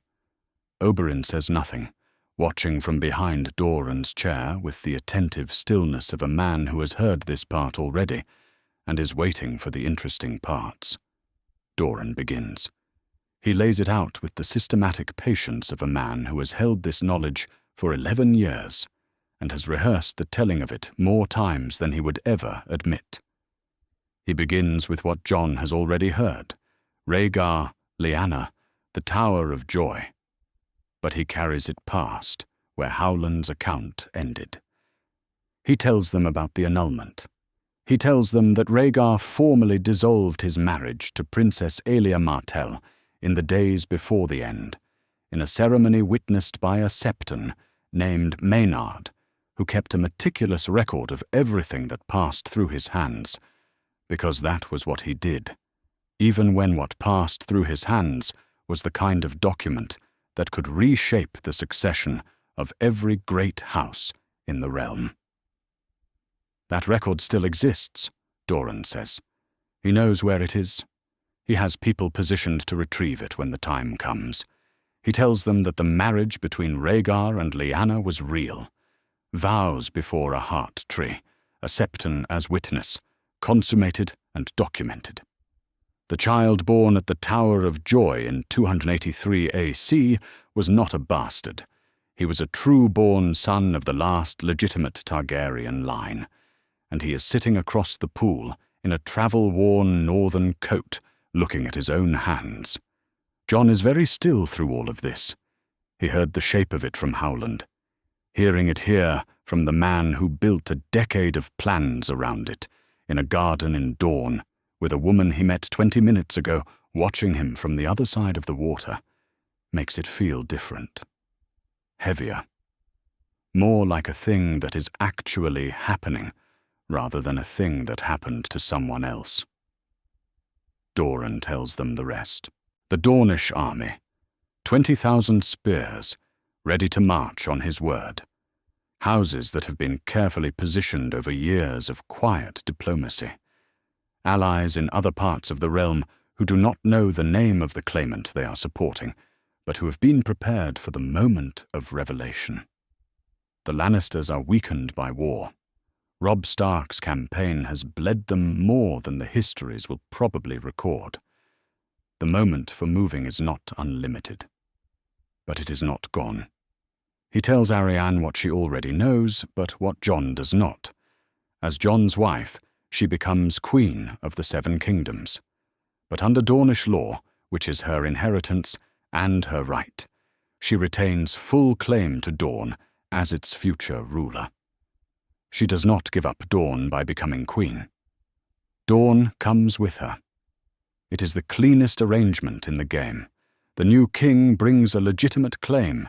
The new queen brings an army and a kingdom that has never fully bent to anyone else's law. Jon looks across the pool at Arianne. She is watching Doran's face rather than his, absorbing the parts of this that are new to her, as well as the parts she already knew. She has a stillness under the surface that he had not seen at first, underneath the controlled entrance and the sharp question. She is thinking hard. He can see that much. Doran finishes. He looks at Jon. He says, "Do you have questions?" Jon is quiet for a moment. Then he says, "What do you need from me?" Doran tells him, to be revealed. To stand in front of the lords of Westeros and say his name and his parentage, and let the claim speak for itself. To accept legitimization, a formal declaration that his parents' marriage was valid and his birth legitimate, which will come through the document Septon Maynard kept. To lead men in the field if it comes to that, which it will. To marry Arianne Martell, who is heir to Dorne, and who has been prepared for this role longer than Jon has known the role existed. Jon nods. He says he understands. He says he agrees to all of it. And then he says, on one condition. He looks at Arianne when he says it, not at Doran. He looks at her across the pool and he says, I will not be a king. Men kneel to out of fear, or because their fathers knelt before them. I am not interested in ruling a country full of people who serve because they don't have a choice. I will earn this, or I will not have it. Arianne looks at him. The silence between them stretches for 3 full seconds. Doran says nothing. Oberyn, behind the chair, shifts his weight slightly. It is the first thing Jon Snow has said since she walked into this garden that Arianne Martell respects. She has met men who had principles the way they have good swords, something they kept polished and visible and took out to display at dinner. She has met men whose honor was a performance for an audience. This is not that. This is a 17-year-old boy who just accepted a kingdom and immediately refused to take the easy version of it, and who looked at her when he said it. Not at the man who has been running his life for 11 years from a chair beside a pool in the sun. She does not say she respects it. She holds his gaze for a moment longer, and then she nods once, the small, precise nod of someone conceding a point. Doran calls for parchment. It comes quickly, carried by a single servant who does not stay to see what is written on it. There is no great hall. There is no assembly of lords, no herald reading out the particulars, no candlelit ceremony with the full weight of formal occasion arranged around it. There is a garden in the morning light, and 3 people and a piece of parchment and a pot of ink. And what is written on it is brief and specific, and witnessed only by Oberyn Martell, who signs his name at the bottom in a hand that is smaller than you might expect. Jon places his hand on the document. Arianne places her hand on the document beside his. The betrothal that Doran Martell proposed to Howland Reed 11 years ago in a letter carried south by a trusted rider. The agreement that has existed since then only as ink on paper in a locked box and in the minds of the people who knew about it, becomes real in a different way now. Not more legal, simply more true. The people it concerns are in the same garden, the same morning light, and they have both said yes. Doran watches them. He watches Jon's face, which is careful and serious and very young, and Arianne's face, which is careful and present and already thinking 3 steps past this moment. He watches them stand on either side of the document without looking at each other, both of them understanding what they have just agreed to, and neither of them yet understanding what it will become. He feels for the first time in longer than he can precisely calculate that the game may be won. The ravens go out before dawn.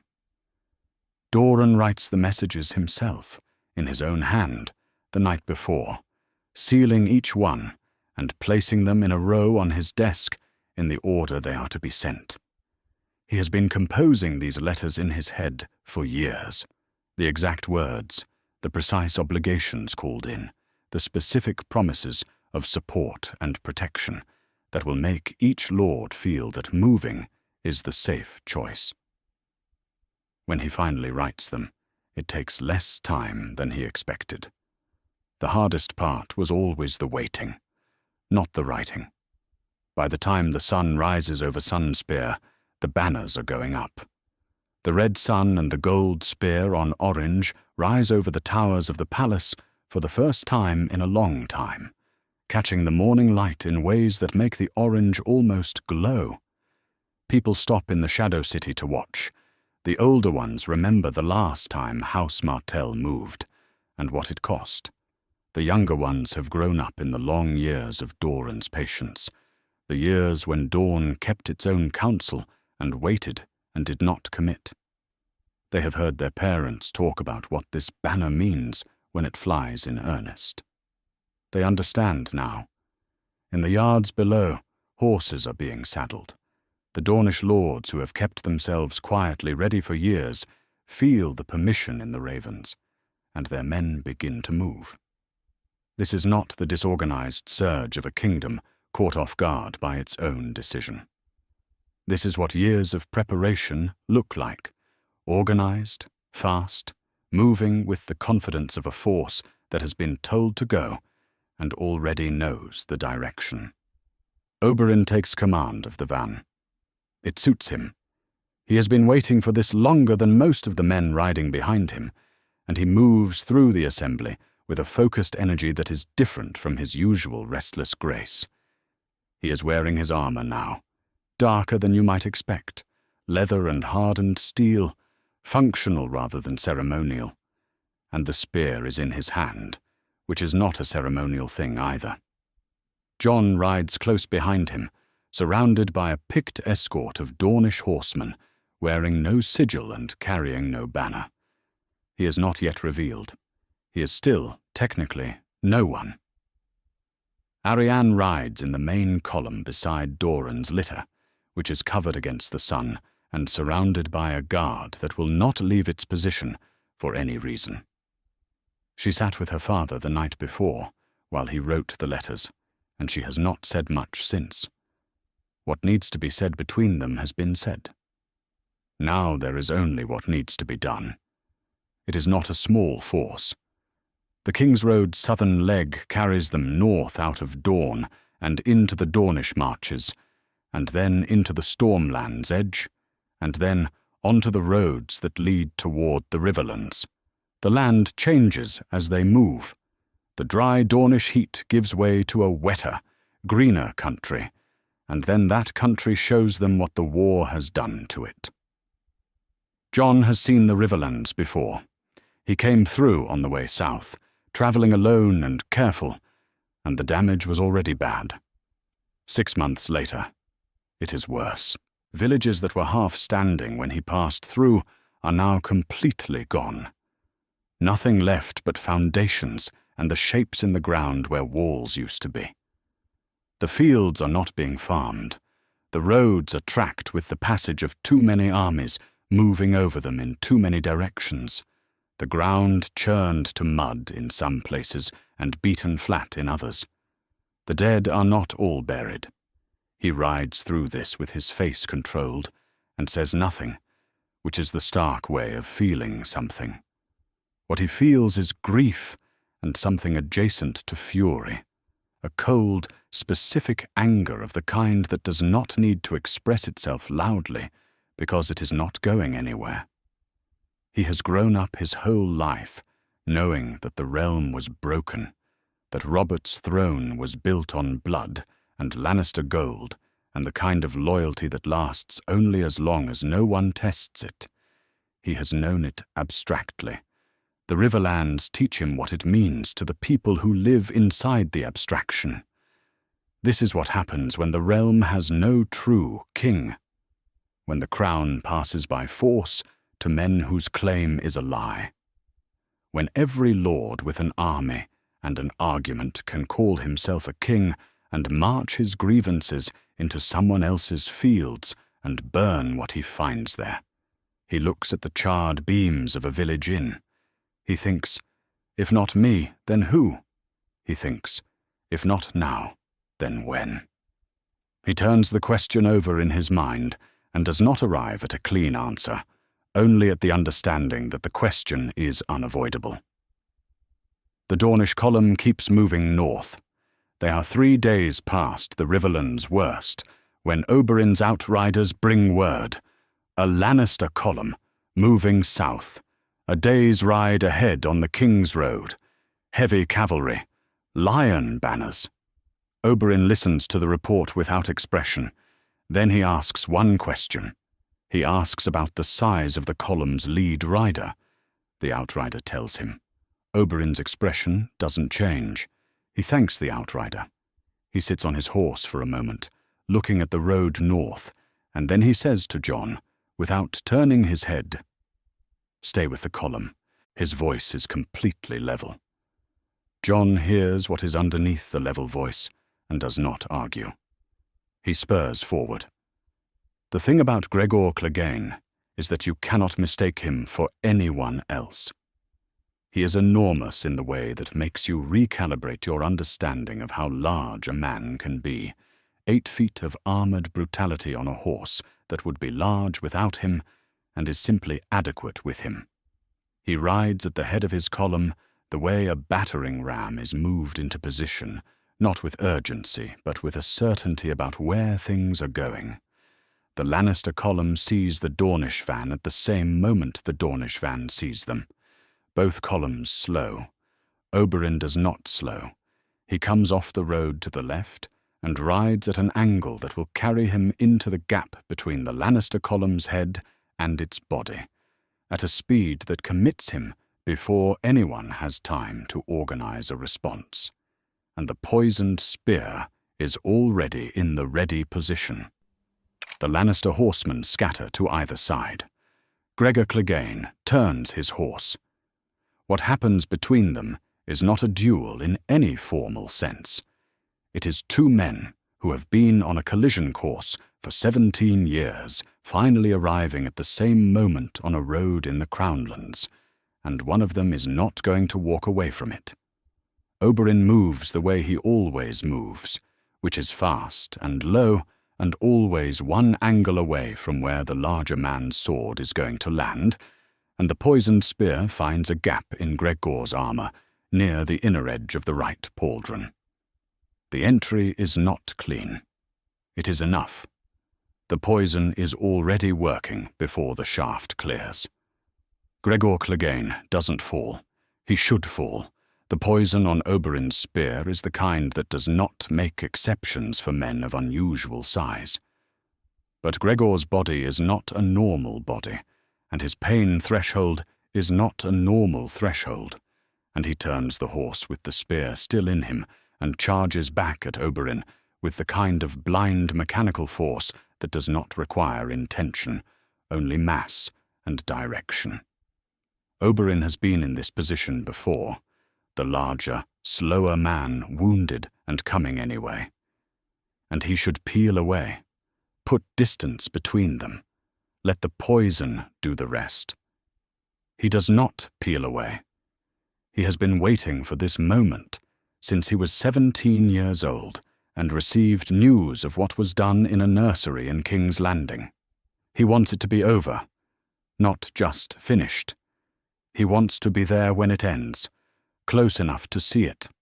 This is the hubris that has always lived inside his vengeance, the part of it that is not strategy but hunger, and it has him spurring back in toward a man who is dying but is not dead yet. Gregor Clegane's gauntleted hand finds Oberyn's throat. It does not take long after that.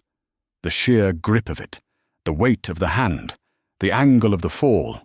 They go down together from their horses into the road, Gregor already dying and Oberyn going with him, and when the Dornish cavalry reaches them, neither man is moving. Ellaria Sand is not in the van. She has been riding 2 columns back with the main host, because Oberyn told her to, because for once she did not argue. The riders who find her and tell her do not know how to tell her, because there is no good way to say it, and they do not manage a complete sentence before she is already past them. She reaches the road where they fell before his body is cold. She dismounts. She kneels beside him in the churned dirt of the King's Road, with the Dornish host moving around her at a respectful distance, and she takes his face in her hands. It is his face. It is still his face. She looks at it for a long time, with an expression that does not have a name, that is grief in its most absolute and private form, the kind that has no performance in it, because there is no one she is performing for. She says his name. Once. She stays beside him until Arianne reaches the column and gives the order that the march will pause here for the rest of the day. Nobody argues with this. The lords who knew Oberyn Martell, and most of them knew him, in one context or another, say nothing and find things to do with their hands. Jon stands apart from the main group and looks at the road north and thinks about the price of what they are doing. The Dornish host reaches King's Landing 12 days later. The city is larger than Jon expected and smaller than it is in the stories, which is always the way of things. It sprawls along the shore of the Blackwater Bay, bounded by its walls, the gates standing at intervals in the stone, the Mud Gate, the Lion Gate, the others. Smoke rises from somewhere inside the walls, not the catastrophic smoke of a city burning, but the ordinary smoke of a city that is very frightened and is doing all the things frightened cities do. There are no Lannister banners visible on the ramparts. The city knows it is losing. Jon rides to the head of the column and looks at it. Above the walls, above the tangle of streets and buildings and the accumulated weight of 300 years of settlement, the Red Keep sits on Aegon's high hill, the way it has always sat. High and red and visible from everywhere, the seat of his grandfather's dynasty. The grandfather who killed his aunt's children and drove his grandfather's brother mad with fire. The seat of the man whose decisions unmade everything he touched. The seat of Robert after that, and Joffrey after that, and now someone else, and every one of them the wrong person for a reason that begins with the same lie. He looks at it for a long time without speaking. Arianne rides up beside him and follows his gaze to the keep on the hill. She rides without speaking for a moment. Then she says, "Your grandfather sat that throne. Your father was to be its next king." She pauses. "What are you going to do about it?" Jon does not answer yet. He looks at the city. He looks at the walls and the gates and the banners that have not come out yet, and the Red Keep above all of it, and the grey morning sky above that. And he holds the question where it has been living in him since the Riverlands, not as a question anymore, but as the shape of something that has already been decided, waiting for the moment to be said out loud. He does not say it yet. He keeps it where it is, inside the stillness, but he does not look away from the keep. The gate opens in the hour before dawn. Not all of them. One gate on the eastern approach, where the gold cloaks on duty have been passed a message through channels that do not officially exist, and where the commander of the watch has been given a choice and has made it quietly and without drama.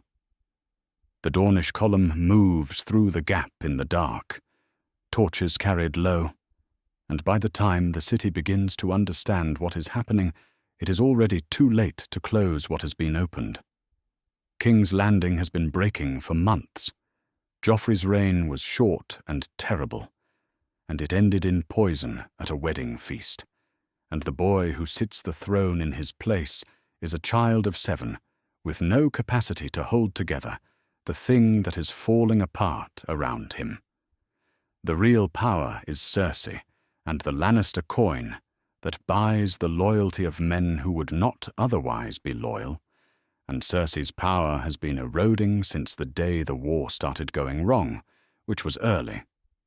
The city's small folk have learned what it costs to live under Lannister rule. The lords who remain in the city have done their own calculations. The gold cloaks are tired. When the gate opens and the Dornish banners come through, the resistance is not what it might have been in another year, under another set of circumstances. People stand aside. People watch. One gate was enough. By the time the sun comes up, the city belongs to Dorne. Tywin Lannister is in the Red Keep when the gates fall, he has been told. He stood at the window and watched the torches moving through the eastern streets, and he understood what he was watching, and he did not run. He is not a man who runs. He has never been a man who runs. And at 59 years old, after everything he has built, and everything he has done to build it, he is not going to begin. He goes to the throne room, and he sits in a chair beside the Iron Throne, not on it, and he waits. He has been waiting for an hour when the doors open. Jon Snow enters the throne room with Arianne Martell on his left and 4 Dornish guards behind him. He is 18 years old, and he looks it. But he also looks like something else. Something that has been shaped by years of waiting and grief and the particular discipline of a young man who has known since the age of 17 that what he is doing matters beyond his own life. He walks into the throne room of the Red Keep and he looks at Tywin Lannister, and Tywin Lannister looks back at him. Jon says, "My name is Aegon Targaryen. I am the true-born son of Rhaegar Targaryen and Lyanna Stark, born at the Tower of Joy in 283. My parents were married before a heart tree, with a septon as witness, and the record of that marriage exists." He pauses. "You know what I am. I can see it." Tywin says nothing. He looks at the grey eyes and the dark hair and the bearing of the young man in front of him, the specific way the boy holds himself, and he does the same thing he has always done when confronted with information. He processes it quickly, completely, and adjusts. He believes him immediately, because he is Tywin Lannister, and he has been in politics for 40 years, and he knows what a Targaryen claimant looks like, and this is exactly what one looks like. He also knows what it means for everything he has built, and he sits with that knowledge in the chair beside the Iron Throne without flinching. He says nothing. The sound of wheels on stone comes from the corridor behind Jon. Doran Martell is brought into the throne room in his chair by 2 men, carried through the door and set down facing the room. He looks at the Iron Throne for a moment. The ugly, massive thing, the blades of 1,000 enemies fused together and jutting at every angle. Then he looks at Tywin. He has been thinking about this moment for 20 years. He does not say what he rehearsed. He finds, now that the moment is here, that there is no speech worth giving, no version of this that benefits from elaboration. He looks at the man who sent soldiers to a nursery, the man who watched it happen and decided the message was worth the price and went on about his business. He says, "Elia Martell was my sister. I have waited 20 years. Tywin holds his gaze. He does not apologize. He is not a man who apologizes. He holds Doran's gaze with the full weight of what he is and what he has done, and he does not look away. Jon watches this. He watches the 2 old men look at each other across the length of the throne room, and he thinks about what this moment cost, what it has cost everyone to arrive at it. He thinks about Ned Stark in a cell. He thinks about a woman he never met dying in a tower in Dorne with a promise on her lips. He thinks about every burned village in the Riverlands and every child who slept badly this winter because the realm was wrong at the top, and the wrongness had worked its way down through everything. He says, Lord Tywin will face trial before the lords of the realm. He looks at Doran when he says it, not at Tywin. It is more than Elia received. Doran holds his gaze for a moment. Then he nods. Tywin does not react. He is already calculating what a trial means and how to survive it, which is what Tywin Lannister always does. And Jon knows this, and Jon is not wrong to let it happen this way regardless. Some things are more important than outcomes. The record matters. The form of justice matters, not only its content. The guards take Tywin Lannister from the throne room, and Jon watches him go. An hour later, the lords come. They come in ones and twos, the men who were in the city when the gates fell, and who understand what it means that they are now in a room being told to assemble. They come because they do not have a better option, and because powerful men with armies outside the walls have asked them to, and they arrange themselves in the throne room with the careful positioning of people who are not yet sure which way this is going and want to be able to move in any direction. Howland Reed is already there when they arrive. He stands near the front of the room, shorter than most of the men around him, wearing no banner and carrying nothing except the knowledge he has been carrying for 18 years. He looks older than his years in this room, in this light. He looks like a man who has been holding something heavy for a very long time and is about to set it down. Jon stands before the assembled lords in the throne room of his grandfather's dynasty, with the Iron Throne behind him, and he tells them who he is. He tells it plainly. He tells them his name and his parentage, and the fact of the marriage at a heart tree in 281. He tells them about Septon Maynard's record, which has already been sent for, and will arrive within the month. He tells them he is Aegon Targaryen, 6th of his name, true-born son of Rhaegar, who was the true-born son of Aerys, and that the crown passed to Robert Baratheon through conquest and not through any legitimate succession, which means the last legitimate succession runs through Rhaegar's line, and therefore through him. He speaks for less than 10 minutes. He does not embellish.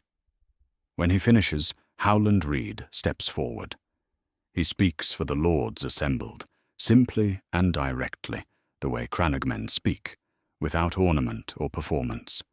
He was there at the Tower of Joy. He saw the birth.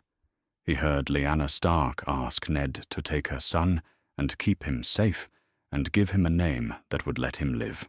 He has held this truth for 18 years by Ned Stark's request, and he holds it now in front of the lords of Westeros, and he is not ashamed of the holding or the telling. He says, "Lord Eddard Stark kept this boy alive, so this day could happen." Everything Jon Snow was, he was, because Ned Stark made it possible. That name should be remembered in what comes next. The throne room receives this with the silence of men doing rapid and complicated arithmetic. They are calculating. They are always calculating. But the calculation is changing in the room as they stand there, because the document exists and the witness exists, and the boy standing in front of them has grey, stark eyes, and the bearing of someone who is not performing this, and there is a Dornish army outside the walls. People bend knees for many reasons. Not all of them are wrong. They are wed before the end of the day. Doran requested this, and Jon agreed, and Arianne agreed, with the speed of someone who understands timing. A Dornish septon is brought from the city's Dornish district, and the ceremony is held in the same throne room, with the same lords as witnesses, which turns the afternoon into a day the city will tell stories about in 20 years. The Iron Throne stands at their backs, empty, the swords of 1,000 defeated enemies fused into the ugliest seat of power in the known world. Arianne is 25 years old, and she has spent a decade being shaped for something without being told what it was. She knows what it was now. She puts her hand in Jon's, and she looks at him steadily, with the full force of a woman who has decided that what she is doing is worth doing and has left no part of herself outside the decision. Jon looks back at her the same way. He is 18.